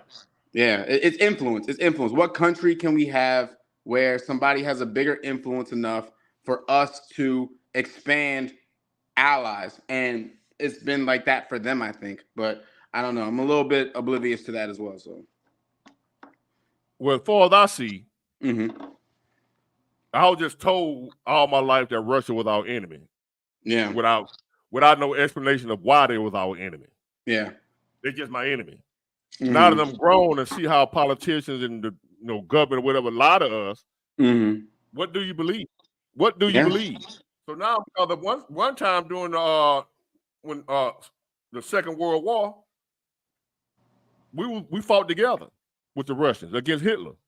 Yeah. If I'm not mistaken. Yeah. If I'm wrong, y'all hit me up in the comment section. Absolutely. Absolutely. Like while they suffered on the Eastern Front, like we invaded on the Western Front, and then we had UK as an ally, things along those lines, and it basically made to where the Germany had to defend both sides, so they had to like divide forces. Now they conquered a lot of land before reaching around Stalingrad, and then they tried to take over Stalingrad, but then Stalin's like, you're not going to take a city with my name. So then from there, like he sent waves of people to basically push them back for just for a front, for a buffer. But here's the thing: everything that they took, they kept up to Eastern Germany. So remember the whole Berlin Wall and all that? They kept all that. So ever since then, like basically, like Russia had the Soviet Union. That's basically the Soviet Union. But then from there, governance gets hard. So then since governance gets hard, things start to dissect, and now it's basically down to like Ukraine. And Ukraine was former Soviet Union territory as well. So like, but it gets deep. It gets deep. It gets deep. Yeah. Yeah. But at the end of the day, like they want to preserve their nation just like how we want to preserve our nation. It's about the balance. Like, where's their balance here? And I think that that's where things get hard when it comes to this election. Like I have, and that's where like I come into play, right? Because like my shorty want babies. Like it's to the point where we be at church and she be trying to measure my ring finger with like a tape measure. Like I need this whole war stuff to subside. So I have one side being like these people have a right to defend themselves, and I get that. But at the same time, I have somebody who says that they're gonna make this stop. So now it creates that concept of like, okay, what's gonna preserve the future of America and the American economy? And like Trump said during the debate, they have these things called nukes. That kind of scares me a little bit because it's like they still have it. That to me tells me as a military force, they're still restraining themselves and that this is a nuisance more than a threat. But when it becomes a threat, then what happens? And that's when it gets scary. And like you're saying in one of your videos too, like there's not that many, and even today, like I mean, with the army people twerking and stuff, it's like, yo, like even if we apply military force, like actual no shit American force, like will that really do anything at this point to deter people, or is it like a concept of will it make us look bad?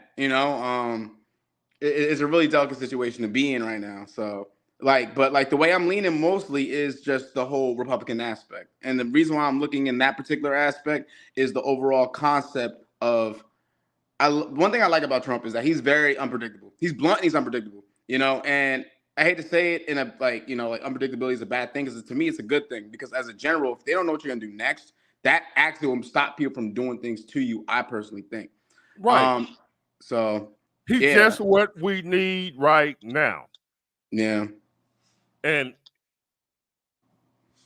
man, it's as I was saying earlier.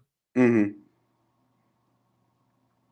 We done went through all these years of living, mm-hmm. and just to get to a point to where now we are the people mm-hmm. that get to witness the last days. Yeah. Lucky us. Long as the world has been around, I get to be one of the fortunate a-holes. I get to listen and watch Armageddon. I get to be a witness to the last days. Yeah. Lucky you. You done went got your degrees and all that education and all that just to be a witness to the last days. Yeah. Like, I mean, like during the pandemic is when I really got into school because I'm like, all right, everything I didn't have enough time to do, I have the time to do now. And I was renting, and then I realized the importance of needing a house. Like the whole stock market crashed, and I got into Bitcoin, hopped into it, and God bless for all. That's all due to God. But then inflation went through the roof, and it's to the point where like my mortgage is less than people's rent, like all types of stuff. I'm trying to like have roommates to make sure that they good. Like I'm trying to like educate myself as much as humanly possible, and I'm doing all this stuff, and I'm like, yo, like I'm doing all this, and I'm still feeling it. Like I'm still like I'm not at the bare minimum, but at the same time, it's like I'm still feeling like how was it hard for me when like I did all this shit. And that's where it really comes down to like what's going on. And if you look at like Kamala's funding, like anybody could Google this, like her main funding is through Microsoft and Google. So it's like when you see these little like nuances and things, it's like, how can we change this? And the best way, in my opinion, to change it is that we need to make sure that the people, first off, the economy needs to be boosted, but at the same time, we need to somehow bridge this wealth gap. And in my opinion, the best way to bridge this wealth gap is that we really need to teach the concepts of wealth to, like, you know what I'm saying, people who are like in the middle class or middle lower class. Instead of that, it seems like the 1% and 2% are fueling the gap. I think during the pandemic, with all the stock crashes, all the Bitcoin crashes, and all that stuff, that the overall wealth gap narrowed, and a lot of people got rich very fast, and that the powers that be don't want that to happen again. So they're like, we're making sure everybody broke now, except us. Right. But a society won't work like that.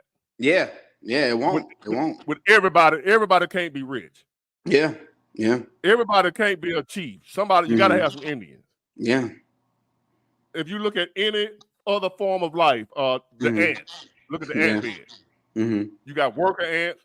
You know, you got to have all that for the colony to survive. Yeah. So it ain't a bad thing that they're trying to keep it from where everybody get rich. Yeah, absolutely. You can't. That ain't gonna work. Everything is necessary. The way things were going is the way they were supposed to go. So when you coming out of the new age stuff, like I said, everybody getting rich without even having to work. Yeah. Ain't nothing wrong with rich people, but you're supposed to have to work for it. Yeah. You're supposed to climb for it. Everybody ain't supposed to be rich. Everybody ain't supposed to be the boss. Yeah. That's not reality. And you messing up the system. Not man's system. Yeah. Life. Yeah, absolutely. That's the way nature designed it. You're gonna have some people that's leaders, some supposed to be followers. Everybody not supposed to be leaders. Yeah. Everybody's not supposed to be the boss. Yeah. So to me, it like you're absolutely right. So at the end of the day, it's like not everybody's meant to be the boss. However, it's supposed to be. Yeah, you're not supposed to be. Yeah, being a boss is hard. Like I've done management classes. I'm happy that was like fake because of what people got to go through to be a boss. Like it's ridiculous. But to be able to live, right? It seems like a lot of people are in an issue where they're not able to live. And that's the problem right now. Yeah, exactly. That's what we're dealing with right now. It ain't that people out here trying to get rich now. Now people can't hardly just get by. We ain't trying to get rich no more. We trying to just be able to pay my rent next month. Yeah, exactly. And so, like overall, with that concept, like it seems like the Republicans want to make it where everybody can live through the economy, whereas the Democrats. What's up? Republicans trash too. Yeah, oof. That's hard to hear because it's like, how can we fix this? You know. Listen, don't be no Republican. I don't know if you said you was a Republican or not. You got to be independent. I'm like, here's the thing. I voted Democrat last time because I like in regards to vaccines. Excuse me, not Republican. Excuse me, Democrat last time because I wanted my people to get vaccinated because I just was tired of the world being closed. I did and that. You thought that was a solution. You believed them. Yeah, and my MMA coach took the vaccine and had a crazy reaction. He's still dealing with it. So after that happened, I'm like, what did I do? Like, you know what I'm saying? That's what I'm feeling like in regards to that situation. So then I kind of sat down and like really had a talk with myself in regards to the situation. And I thought to myself, if somebody invades this country, who would like defend this country? No questions asked. Like what party, you know? But last time I was, Democrat, but this time I'm leaning more Republican because I'm like the economy. Like everything else, I really don't care about nobody's feelings at this point.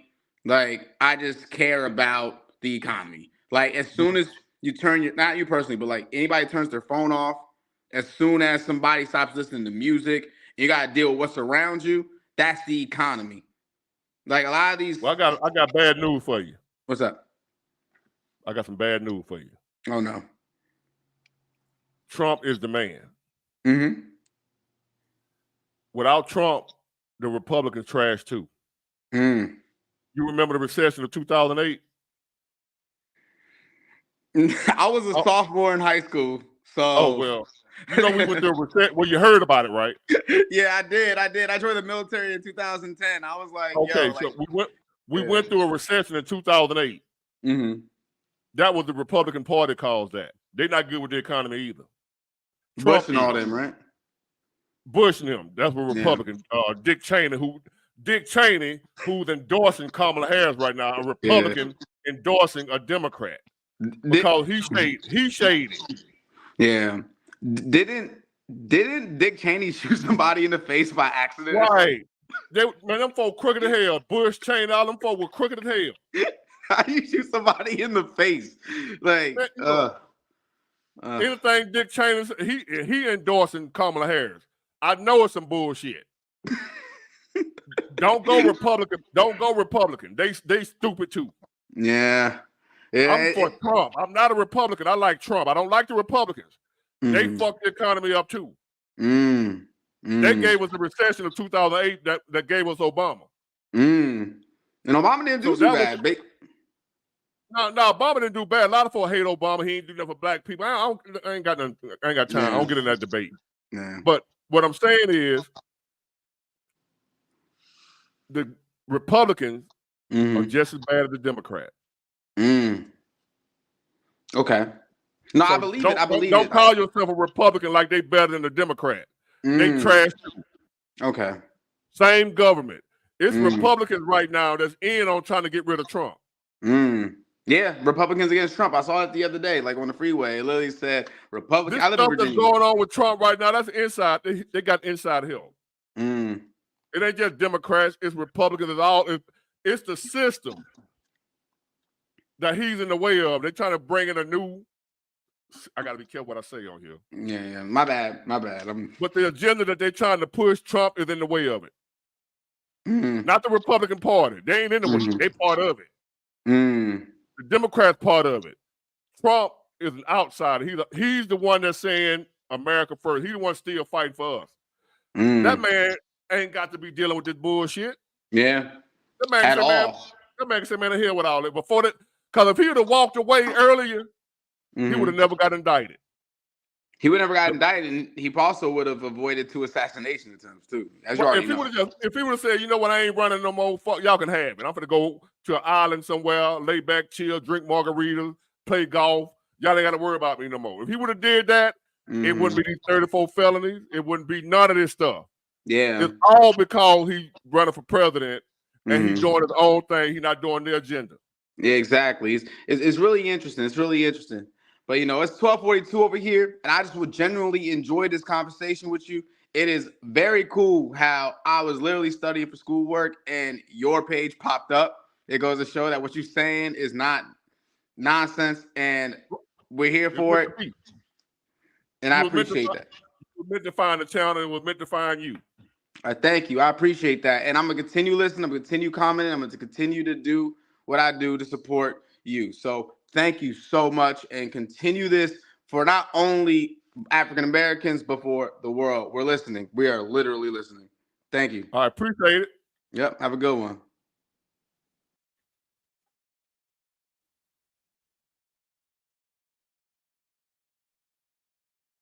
Now, what's this right here, Mike Taylor? You feel like coming on and explaining yourself? I would love to debate somebody with a different opinion than me. Let's, like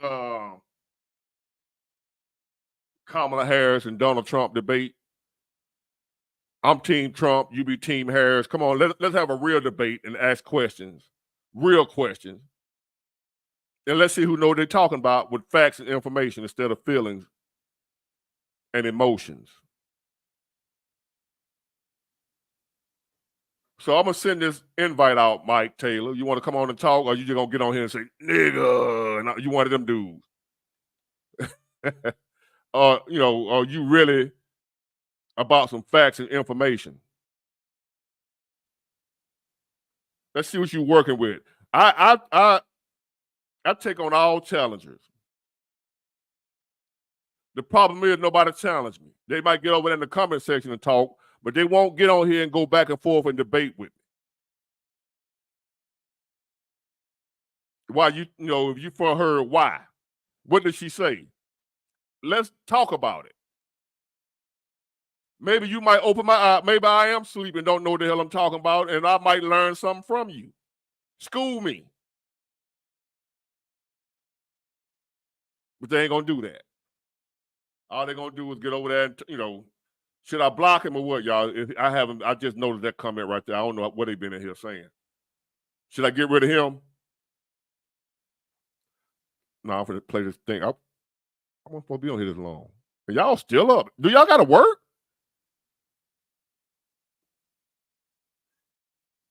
I told y'all I don't have to work now. Do y'all have to work? You don't have to. You the only Hold on. cutting him off, never cutting her off. Feeding her these answers. We all know that They knew that they had the black vote locked up, right? So now, more and more black people are coming out of the woodworks. See, right now, Trump has enough black support. See, the last election, he only had like maybe 3-4% of the black vote. Now they say he had like 20%. He didn't need but like 5 to 6% to win. If he can swing 5% of the black vote, he was going to win. More than what he had the last last election. They're estimating now the number that like 20%. A lot of people don't believe it. As far as black supporters that's supporting Trump now, they don't want to believe it. Ain't no way. That ain't true. That ain't. this was a 3 against 1 debate. Oh, we know that. Oh, we seen that. Fact checking him, never fact checking her. Oh, we saw that. You thought we didn't see that? Cutting him off, never cutting her off. Feeding her these answers. Oh, this was definitely scripted. But let me tell you something. I'm just gonna throw in the towel and say, you know what? I'm gonna let him have you. No, I'm not.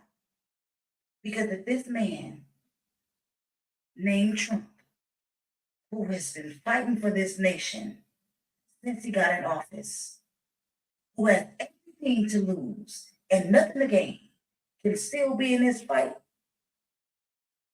I think I can still stand up to. Because if I stop supporting him, I stop supporting God. Because God is. We welcome you to our premier Hold on, Toyota y'all. dealership, Toyota Kenner. At Toyota Kenner, we have an extensive selection of new inventory in stock, including. Because God has put this man in front of us to lead this nation to him. And if we give up on him, we're giving up on God. And I'm giving up on God. No, he's not God. God has placed him there. And for me to turn my back on him is to turn my back on God. And we all know that. Now let me explain something to y'all about this Russia thing. And they were talking about, remember they had the collusion bullshit with Trump been colluding with the Russians. Putin liked Trump. You know why Putin liked Trump? Because he don't hate America. Putin don't hate America. Us. See, I'm finding all this shit out. And I might get in trouble for this. Oh, well. They don't hate us like that. They hate our government. But our government don't represent us like we thought they did. They got their own agenda going on that ain't got nothing to do with the people. Those countries that we think hate America, they don't hate Americans. They hate our government for the shit that our government been doing for decades that we didn't know about.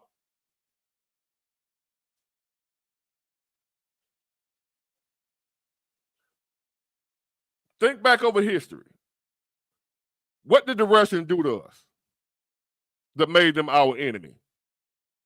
As far as the American people, what did they do? Can anybody tell me? Because I don't know. I just was always told they was our enemy without being told why. Well, they're a communist country and we're a democracy. Okay, and they think different. They got a different type of government. But what made them our enemy when we fought side by side in World War II? How did they become our enemy? An enemy that never attacked us. Russia has never attacked us. And they have the means to do so. They ain't as strong as they used to be, but once upon a time, they were a superpower just like us.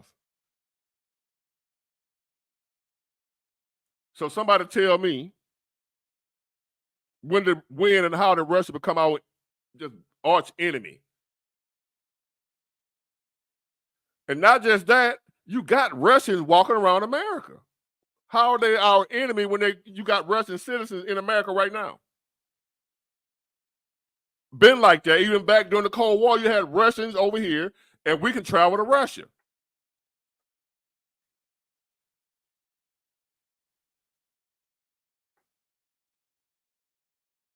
I'm quite sure there are some that might hate America because they buy into the propaganda, just like some Americans hate them. Because we bought into the propaganda. But what, as a whole, did the Russian government, or what did Russia do to us, the American people? So what happened is Trump comes in, you notice no wars, nothing. Do you know how much money some people make off war? Because they got money invested into the military industrial complex, the companies that make the guns, the bullets, the tanks, the missiles, you know how much money that is when that's being lost? That's like a doctor with no disease to cure, no sickness to fight. That doctor out of work. Do you know the medical industry is one of the biggest industries in America, the drug and pharmacy or whatever? That's why they ain't trying to find no cure for no disease, no sickness. It's not no money in the cure. The money is in the treatment. The same way they ain't trying to cure no diseases because of money. They don't want peace because of money. The same way the drug companies make money off people being sick, you got people that make money off conflict, off wars. You ain't got to take my word for it. Just follow along blindly to your little party and believe your party is the best. I'm team Democrat. I'm team Republican. Yeah, y'all Republican, y'all crazy. You know, y'all Democrats, y'all crazy. I ain't gonna be able to do it. So the problem with Trump is Democrats and Republicans want him out of here. Why do you think Dick Cheney is supporting Kamala Harris? Do y'all remember who Dick Cheney was? How foul this man was? And she out here bragging about his endorsement like he was such a great American. Dick Cheney.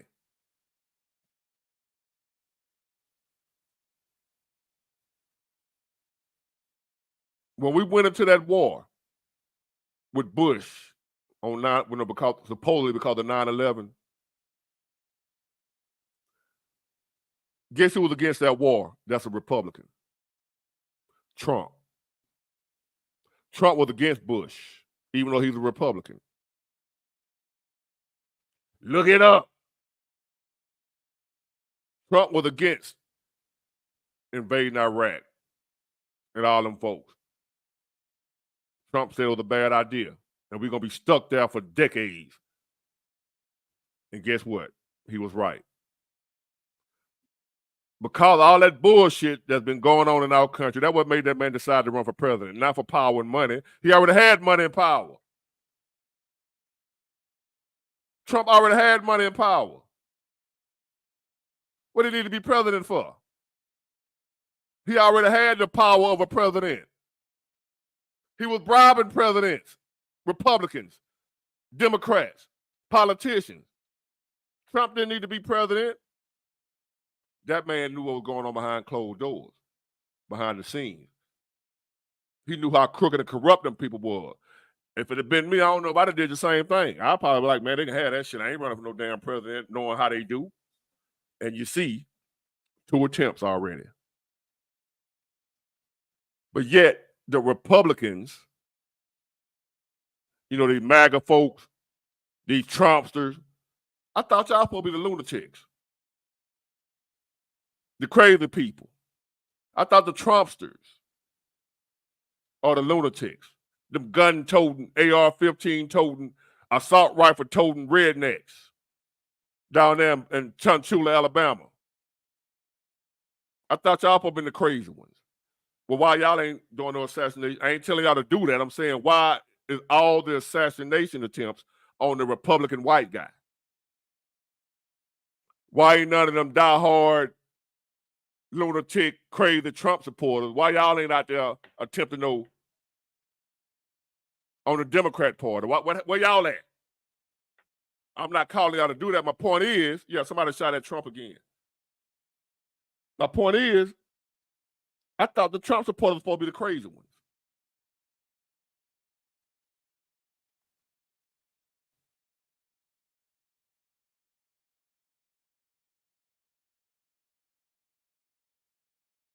Somebody explain that to me. Where are all these so-called crazy MAGA Trump supporters?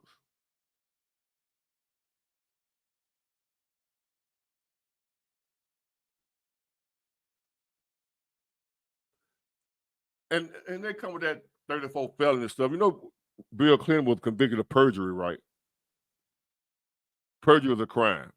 He lied under oath.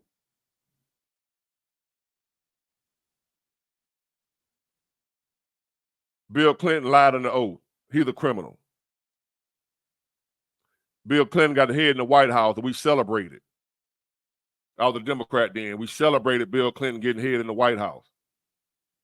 Y'all can miss me with that. Trump got 34 felonies. What are they? What are his 34 felonies? Go read them. Look at them. What are the felonies? A bunch of bullshit.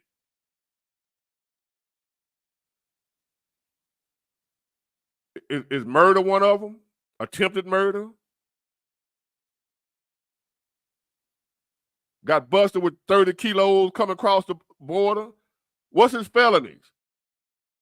So y'all just quit to throw the word felony out there.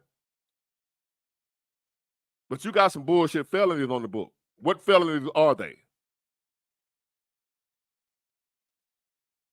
So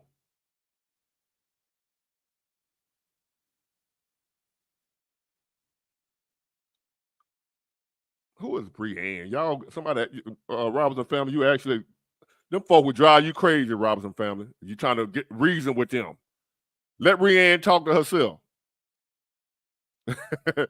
They will drive you crazy. I do not conversate. I told you I don't talk to Democrats no more.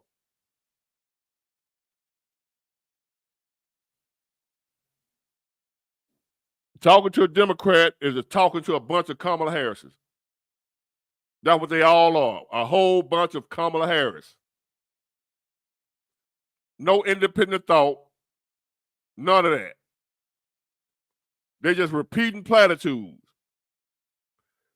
Them Robinson family, they would drive you crazy. I gave up on it. I can't do it. I can't talk to them folks. I'll let them talk to themselves. If you for Harris, knock yourself out. I don't want to talk to you. I don't want to talk to you because I'm going to be wasting my time. We ain't going to get down to no actual meat.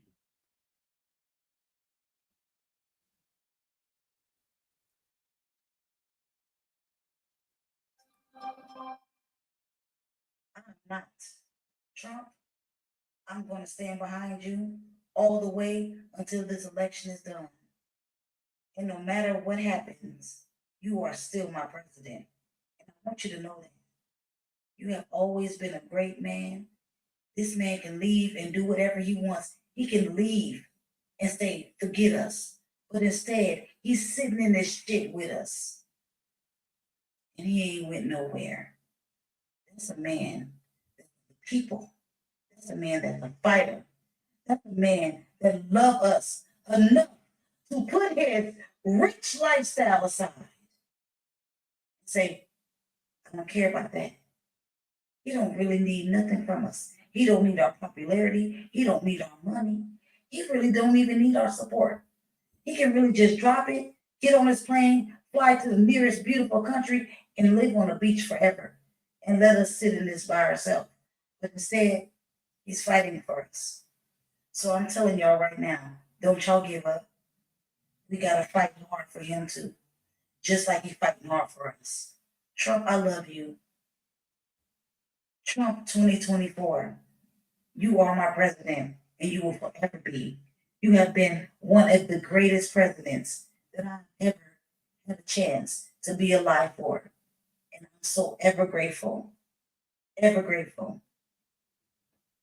I thank you for fighting for us, even when you don't have to. You're the only president that has never took any of our money. Never took a paycheck. I'm so happy you're not in it for the money. That's why I'm gonna ever. That's why I'm gonna always stand behind you. And I ain't gonna ever. It's more of that than what you know. There's a lot of that going on right now around the world, around America, rather. Yeah, she did go a little overboard, but it's a woman, man. What you expect? It's a woman. But that's something 4 years ago you wouldn't have saw. Whether she going overboard or not, it wouldn't have happened 4 years ago. Me sitting up here talking about a damn Trump wouldn't have happened 4 years ago. If it wasn't for Joe Biden being so horrible, I would be your biggest Kamala Harris supporter in the world right now. Him being so horrible forced my eyes open. I ain't want them open. They were forced open. I enjoyed my little sleep. How dare you come wake me up, Joe Biden? I was sleeping good. So now I'm even more pissed at Joe Biden because I was sleeping good.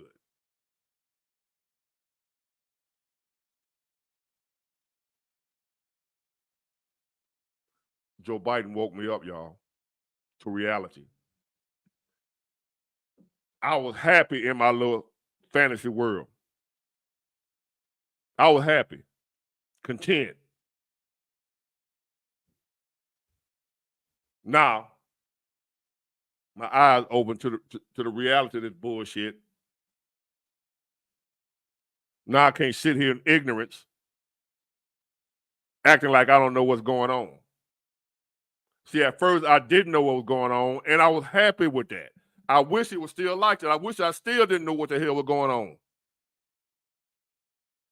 Sitting here knowing what's going on is not a good place to be, especially when you're looking at a bunch of people that don't have a clue. And they got a voice. A bunch of clueless people still got a voice.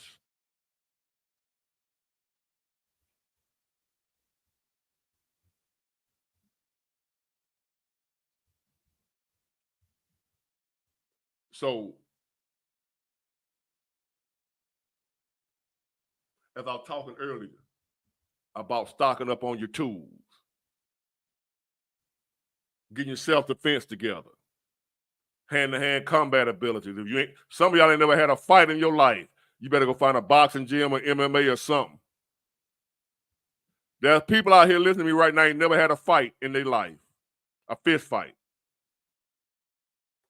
Don't believe in fighting. No, I'm against violence. Your ass better go find you an MMA or a boxing gym somewhere and start training. I got a bad feeling our world will never be the same one way or the other after this election. Not in a good way. I got a bad feeling. Y'all can call it doom or gloom. I don't give a damn what you call it. Tune out. I got a bad feeling. The world as we know it after this election would not be the same. We went through COVID, some weird shit. The January 6th issue, some weird shit. Now we got a president where people can just come around shooting around him. Like he in the hood. Pookie and Ray Ray safer than Trump.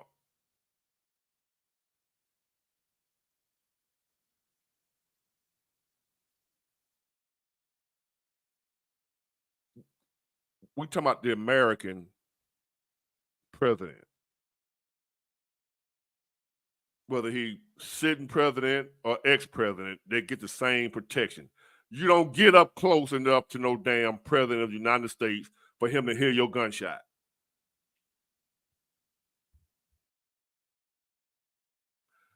So I'm warning y'all. Some of y'all don't, y'all believe in that assault rifle ban and all that shit that she talking about. You better go get you one or two. That's what I'm doing. Because the cavalry ain't coming. When the shit pop off, whether Trump win or lose. I just got a bad feeling. We fucked.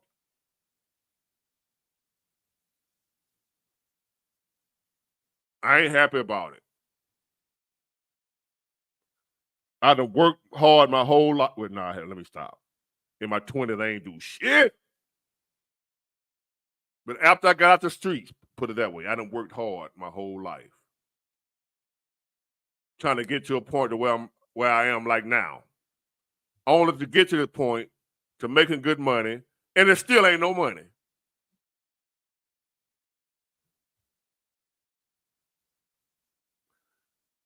To get my YouTube channel going, something I thought I would never have.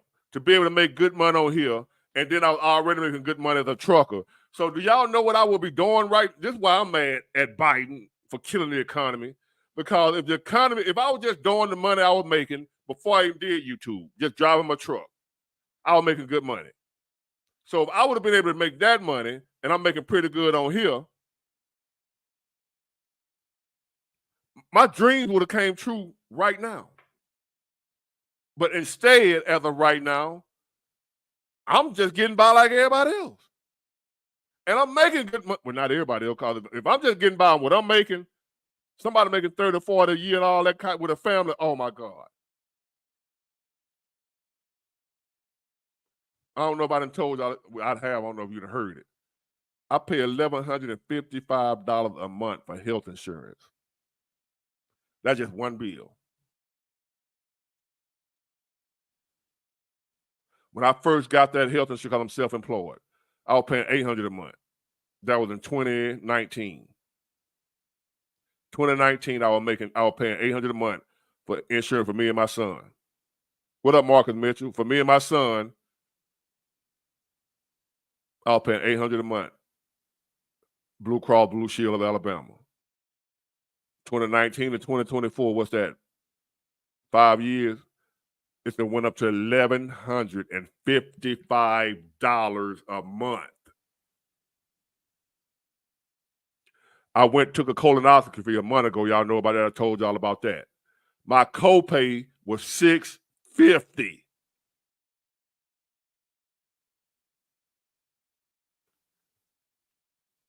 I pay $1,155 a month for health insurance. I'm self-employed. My trucking business, now I'm doing YouTube.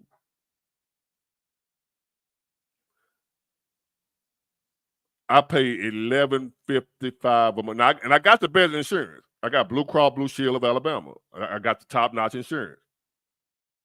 I took a colonoscopy a month ago. A little over a month. I told you about that because I was scared of hell. The copay for the colonoscopy was $650. That was like my fourth time doing it. My first time ever doing it when they went to diagnose whatever my issue was with my stomach.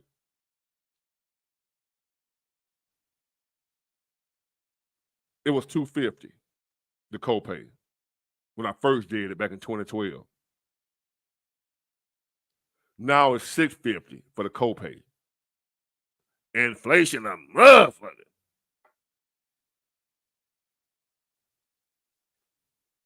So if I was making 40 or 50,000, well, I probably wouldn't have to pay for the insurance. Well, insurance, I will. It'll be coming out of my check at work. But then I'll be paying child support and all that type shit.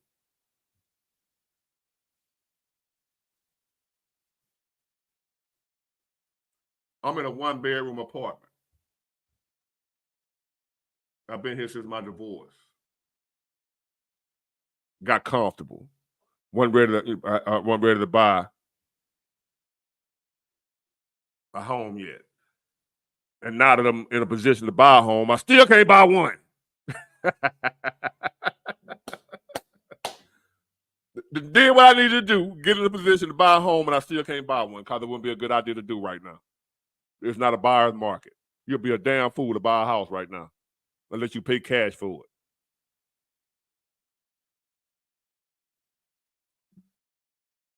So I'm in a 1-bedroom apartment.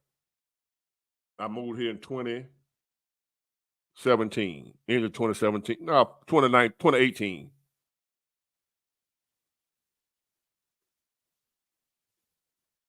When I moved here, the rent was $700 a month in 2018.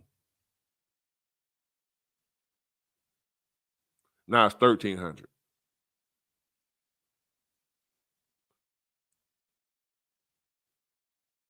$1,300 a month, 1-bedroom apartment. No upgrades, no nothing. And I'm doing good for the 13. $1,300 a month rent, I'm doing good. I'm just looking at for where it started out from when I first moved here. From 7 to 13. Still 1-bedroom. They ain't added on that. They ain't did shit. And I'm in a low cost of living area, Mobile. 13 is good. Cause I was looking at moving, cause I'm like, I ain't finna pay that much to live here. I go rent a house or something. $2,200.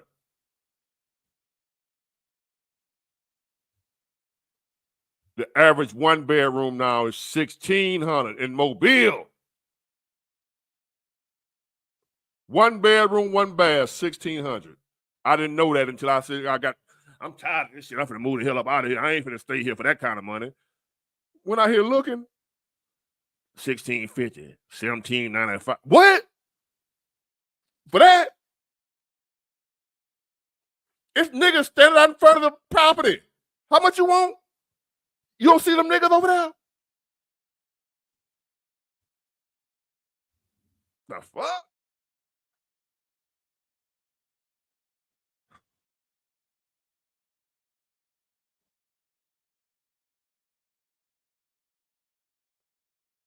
Kush J, you want to get your ass blocked up out of here with that bullshit? No, come on here talking about no goddamn background. We got some real shit going on here. And your dumb ass on here talking about where you at? Come back here. Don't run. Let me see you come up again. I'm gonna get you out of here. Don't ask me nothing about that damn Amazon ass background. I done told y'all about 1,000 goddamn times.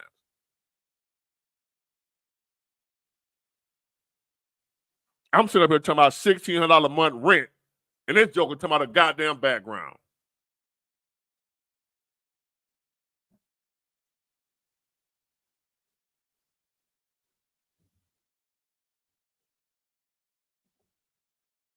Oh.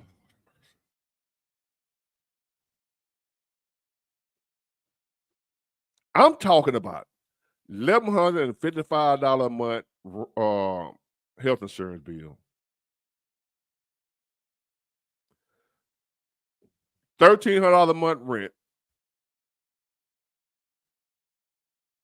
Food, gas, family, taxes. They tax the shit out of me. They don't care nothing about my bills.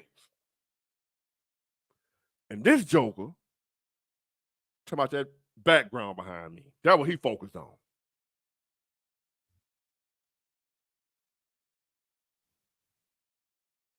See, that's why I say if I was Trump,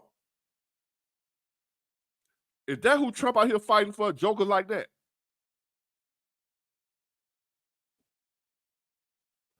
We fighting for jokers like this. Talking about a damn background. All this shit we got going on, we sit up here talking about it. This joker worry about that goddamn background. Oh my God. $2,300 a month rent for damn. See that what I'm saying?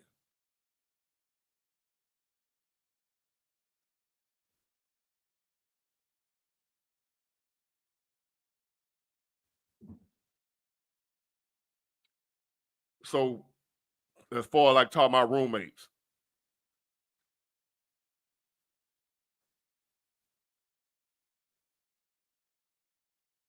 An endorsement deal. Let me see. My email is bigward@myyahoo.com, Deshaun Evans. Bigward@myyahoo.com. I'm gonna put my email here.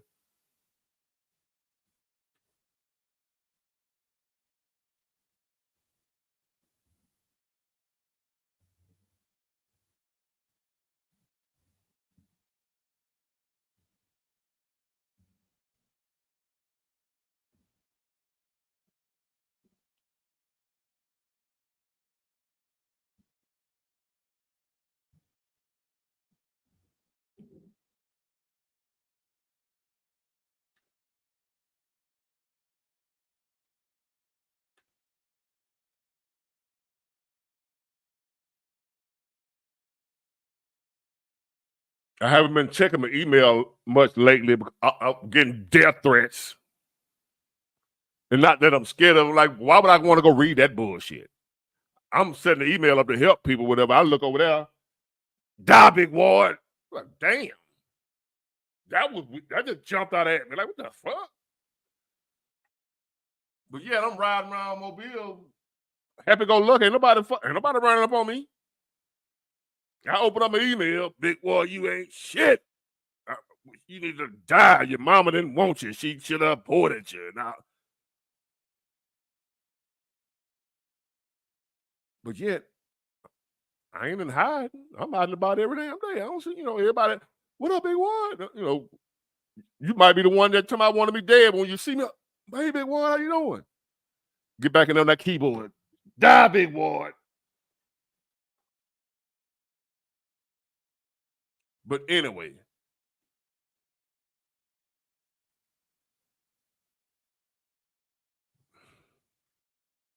you remember when women was talking about they ain't going 50-50 on the bill with no man?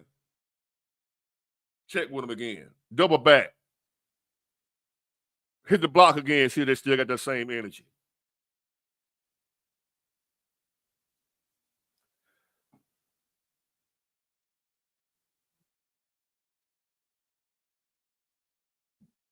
See if they got that same energy, but they ain't going 50-50 on the bills now. But I ain't worried about them people, man. All them threats. I'm just telling you, I don't be reading the email like I used to because, like, who want to read? Do you want to read that?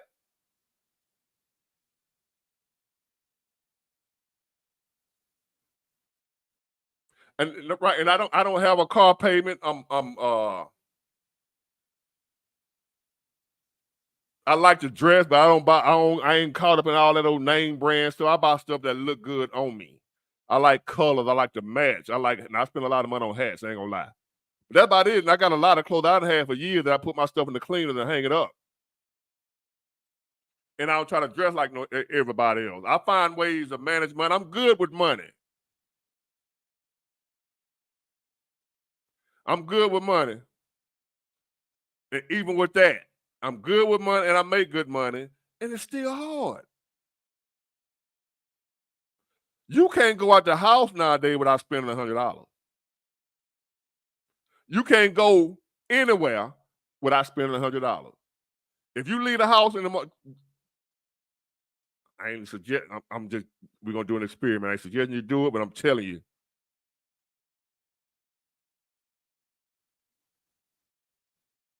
But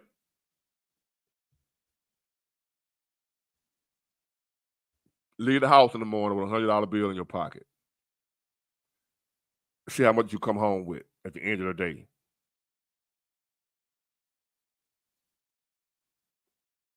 No, my truck paid for. And I was saving money to buy another truck cash. But now I don't need it. We ain't working. People pretty much let me show these trucks, man. These folks getting trucks away now.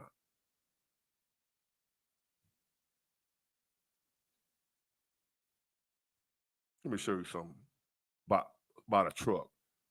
And they don't know I can't buy one of them. Not that I can't. I'm like, ain't no point of buying it. Can y'all see that? 16.5. A 2005 Freightliner Classic. That's a $40,000 truck right there.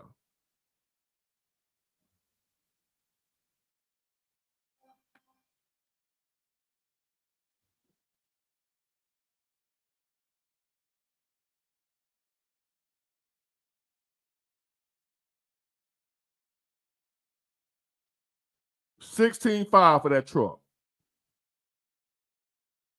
Y'all see the price? Yeah, well, look at it. Look at that truck. That's top notch right there. I hope I ain't got no sex videos on here like Shannon Sharp. I ain't trying to. It'll be an accident for real if you see my one of my videos. I ain't got no video. I'm just saying. I'm just playing. Y'all saw that 16.5 for that truck. And he ain't gonna sell it. Yeah, that's cheap, and it still ain't gonna sell. Yeah, I used to have a payment. My first truck back in 2017. I'm on my second truck now.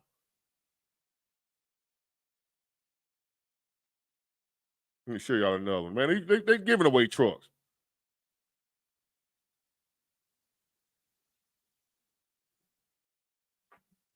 $13,000. He wanted $15,000 for it. He slashed that down to $13,000 because it wouldn't go for $15,000. Now he wants $13,000 for it. It still ain't gonna sell. Let me show you another one here for $10,000. People heard need money. The truck. I ain't running my truck no way.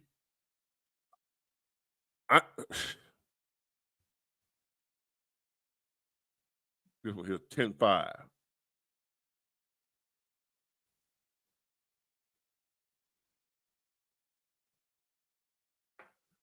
$10,500.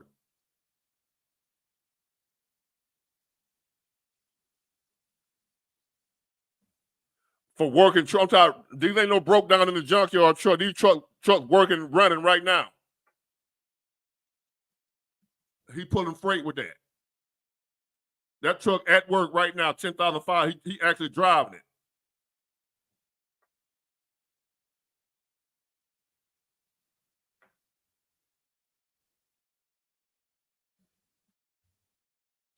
What I'm saying is, my little YouTube thing done took off. So if I was making just the same money, I ain't got to make no extra, but the same money I was making with my trucking business, along with this YouTube, that's why I'm mad.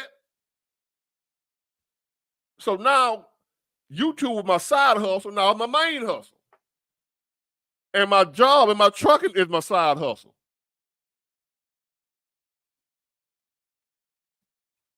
The thing about it, you can get a truck for cheap right now, but you can't make no money with it.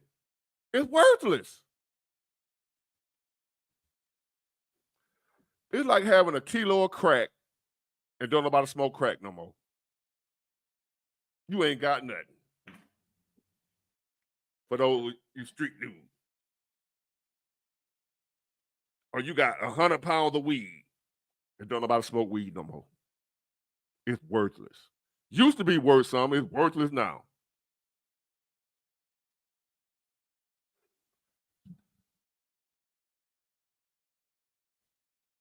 Where else can you get a 6-figure business for $10,000?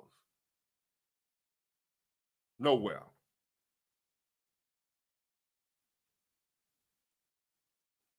An owner operator, a man who owns his own truck, is a 6-figure business.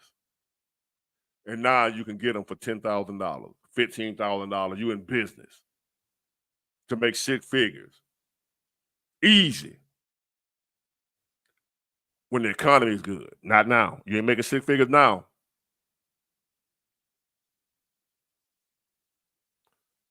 Nah, I ain't worried about no electric rigs. You see these damn electric truck, whatever the hell it is, them shits Elon Musk made. Them shits burning up all over the place. I ain't worried about no electric truck. Oh, you talking about the self-driving truck. I ain't worried about that either. That shit ain't gonna work. We ain't got none of that shit right now. We still ain't working. So here I am up on a live 12:24 a.m. because I ain't got to go to work. I can get off this computer, go right in there. I already took a shower and everything, and hop in the bed. I ain't got to take this off. I can go sleep with my jewelry on and sleep to 12 o'clock. My first video, the Lord let it see it in the creek don't rise. If my video ain't popping early in the morning, that cause I'm still asleep because I ain't have to work. So y'all that be getting up in the morning looking forward to a video to see me in an early morning video, it ain't happening tomorrow morning. Because I'm going to be asleep. I'll be dreaming about making a video.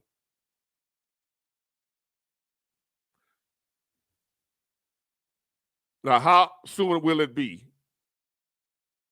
before what I'm dealing with reach y'all? Especially some of y'all Democrats that say you still doing good. How long will it be before what I'm dealing with reach you? Well, you was working a lot. No, you barely working at all. How do I keep from losing my mind? Because I really don't know how I'm going to make it. But I know that I am. That's how I keep from losing my mind. I don't know how I'm going to make it, but I know that I am. Been there, done that. Seen way worse than this, my man. So any of y'all out there wondering, man, how are you going to make it? Some of y'all might be feeling the same pain, same fear, same worry. How am I going to make it? But I ain't worried about it. I know a way will be made. I know a way will be made because of the God that's been making ways for me when I didn't know he was making a way.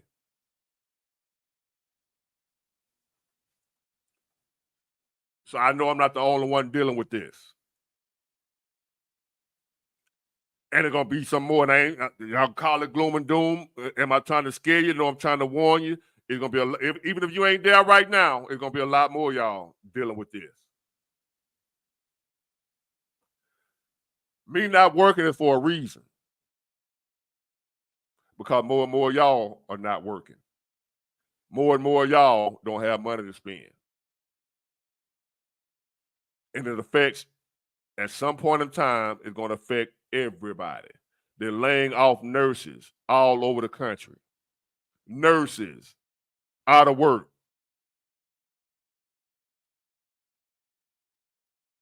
So I advise you. I heard a friend of mine say the other day, because he was still on a job where they working the hell out of him. And he was talking about how tired he is. He gonna call in and he's sick of this shit. I was like, bro, you must ain't never listened to me. I listen to you all the time. I said, you must not be listening. What you mean you tired of working? Don't you know it can come a time where you at the house? Right now, if you listen to me, and they working the hell out of you right now, and you tired of hell, you feel like you about exhausted, you can't make it no more, you better keep going. Don't you complain. Don't you say a word. If they offer you overtime, if they offer you whatever they doing, if any work you got going on right now, don't you turn that shit down talking about you tired, or you want to spend some time with your wife, or you need to spend time with your husband, or the kids. Take your dumb ass to work. Because pretty soon, you're going to have all the time you don't want to sit at home with your family.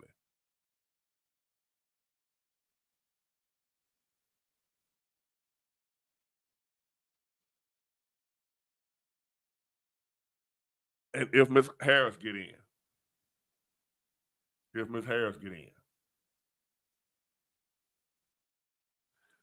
you better learn how to make a good beef stew.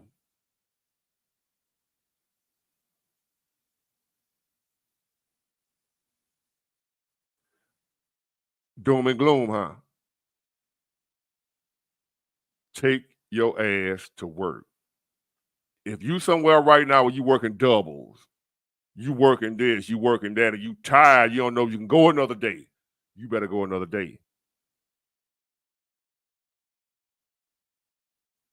A nurse shortage. They telling y'all that shit, man. A nurse shortage on the East Coast.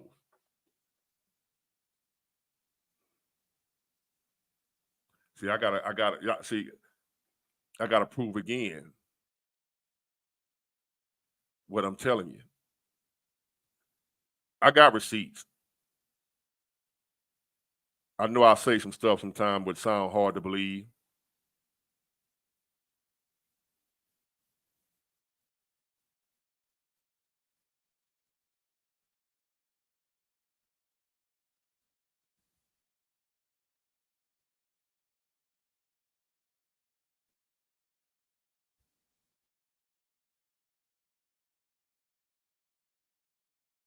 I played him before.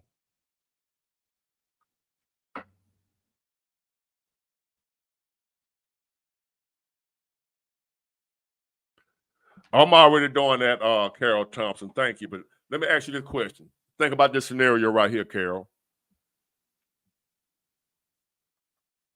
Because I took that advice a while back about the gold and the silver and stuff like that. So you on point with that. But let me ask you this. And they always say I'm talking doom and gloom, right? But if we in a, what you call it, global meltdown, and it's worse than we can imagine, and everybody walking around, what I mean is there's going to come a time when your gold and silver going to be that strap on your back. That's your gold and silver. That's your bartering tool. That's what you're going to shop with. The AR, the AK, that's going to be your, what you call your currency.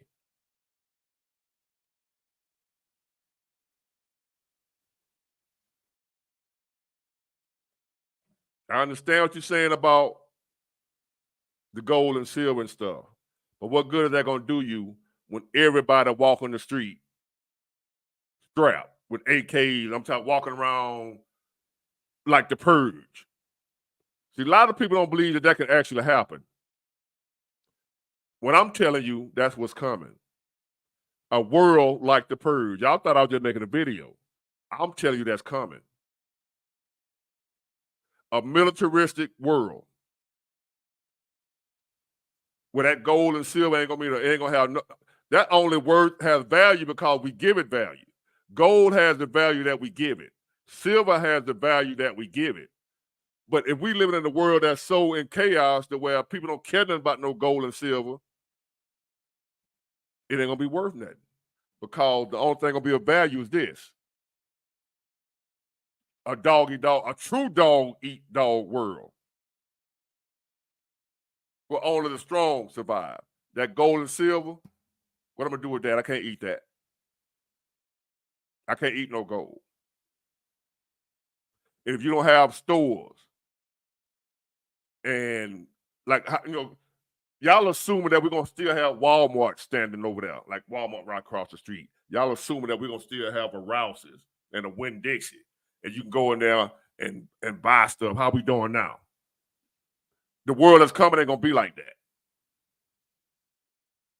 It ain't gonna be like that. So y'all assuming that in a like apocalyptic, that's it.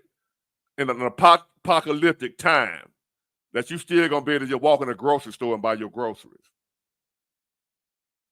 See, that's a normal time how we living now. So your gold and silver will be worth something if the world, if it's still like it is now, where you're gonna still have a grocery store. Ain't gonna be no grocery stores. Not in the way we. If you're a person that can't grow your own stuff, and you ain't gonna be able to walk in no Walmart. Them the type of times I think is coming. You ain't gonna be able to walk in no Walmart, no grocery store. They ain't gonna even exist no more. They're closing down now. Go in the mall. As a matter of fact, I'm gonna take a walk. I'm gonna take y'all. I've been supposed to do that. Walk through our mall and just show y'all what I'm talking about. How empty the mall is. You can start an exercise class in the mall. You got so much space to rip and run around in there. Ain't nobody in the way.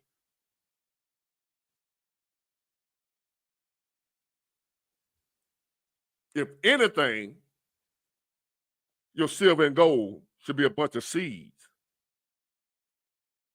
fruits, vegetables, whatever, and some land to plant that shit on. Like right now, do you know it's a lot of areas where they won't allow you to have a garden?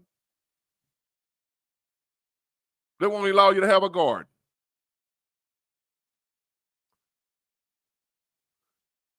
Check it out, Carol Thompson, and you on point. You on to something right now. But in some places, they won't allow you to have a garden in your own yard. That's how this government we got do you. You can't have a garden. You can't have, like, say you want, like we used to have when I was growing up, you have chickens and goats and stuff out there in your yard. You can't do that no more. Well, where you grow your own food, your own chickens, your own vegetables, your own, they own, red, you can't do that. Yep.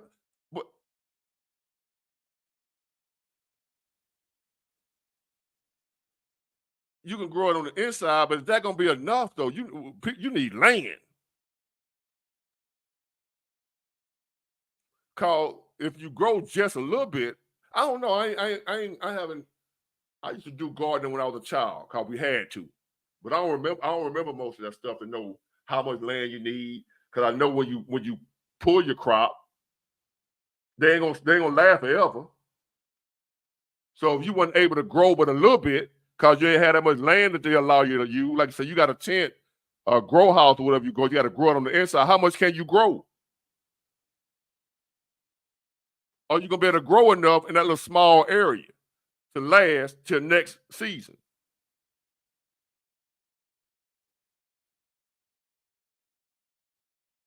So I don't.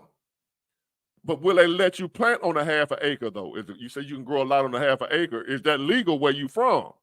I'm telling you, man, these people out here, they own some satanic bullshit. So just get ready, y'all. Figure out if you can grow. You need to be finding that out now. This is a lot of stuff that you need to be looking into, like right now. The election is a couple of weeks away, few weeks. September, October. It'll be here before you know it. And I got a bad feeling, like I said earlier, that after this election, it's going to be some bullshit. Who's to say,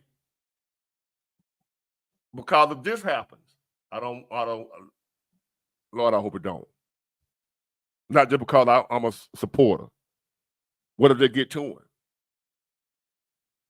before the election? What if they get to it? You think that shit gonna fly?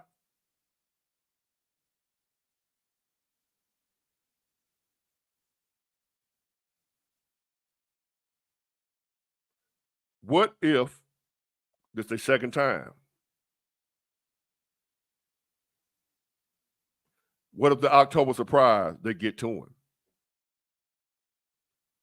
Y'all know how the Simpsons, they be talking about the Simpsons predict all that bullshit.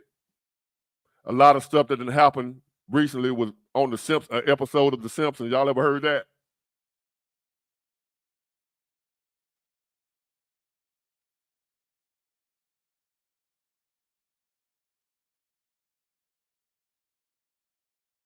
So, The Simpsons, right. It was the episode about Trump. I ain't going to tell you what it is because I ain't trying to piss y'all because it pissed me off when I think about it. But if The Simpsons is right, like they've been right about a lot of other stuff, they say it's devil or some shit because they've been dead on predicting stuff. They got episodes that were from 20, 30 years ago of stuff that just happened in real life. So I don't, but what if they get to it?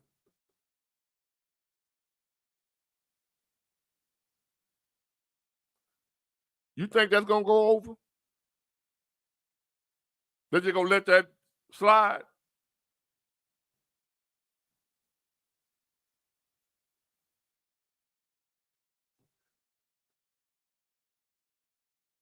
If Trump win or Kamala win, I think we're still going to have some type of chaos. Because if she win, she's going to allow all them illegal aliens to come in. Even more, her policies are going to be horrible. She's going to bankrupt us. She's going to drive us into, she's going to drive us on into the ground. And if Trump win, we're going to still be in chaos because he's going to be trying to get all them damn illegal aliens up out of here, and they ain't going to go quietly. So they're going to cause civil unrest, I believe.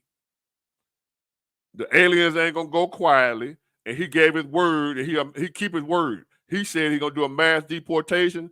He mean it. Rounding their ass up.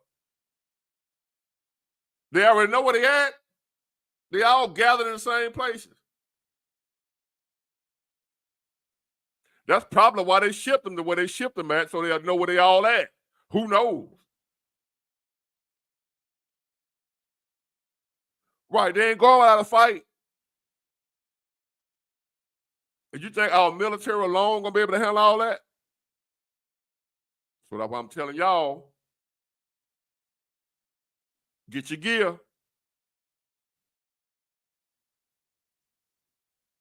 I've been seeing the predictions of a silver, the W word. I thought it was some bullshit. Bunch of crazy ass Trump supporters. That's what I used to think about y'all.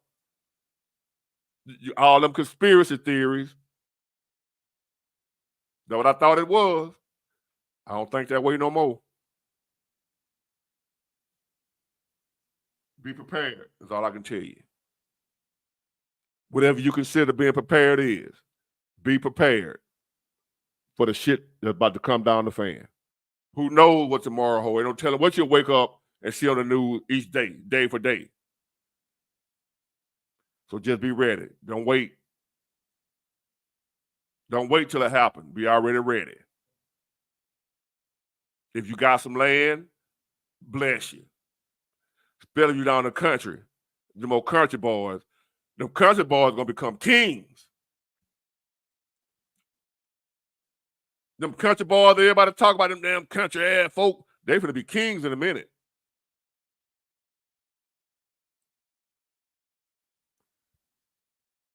The people who really running the world, who run the country, that's who attacking it. The ones who, no matter what president we've had before him, they were still running things. He was the only president they couldn't control. Other than it was a few more they couldn't control. And what happened to them? They unalived him. Kennedy. Hold on, y'all.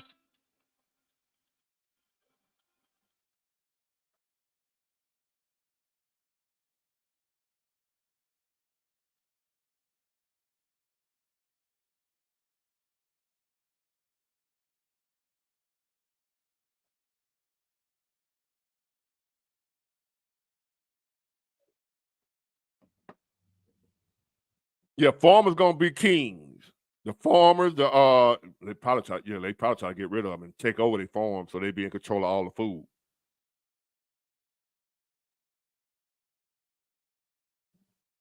So I don't know, y'all. It's frustrating, but we're gonna figure it out. And they could control Kennedy and what they do with him. They couldn't control Kennedy, so what they do with him?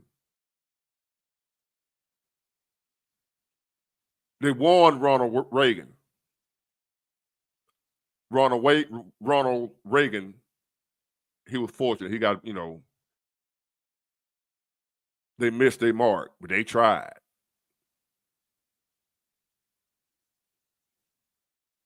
So,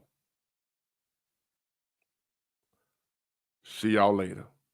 Get it, got it good. Bye.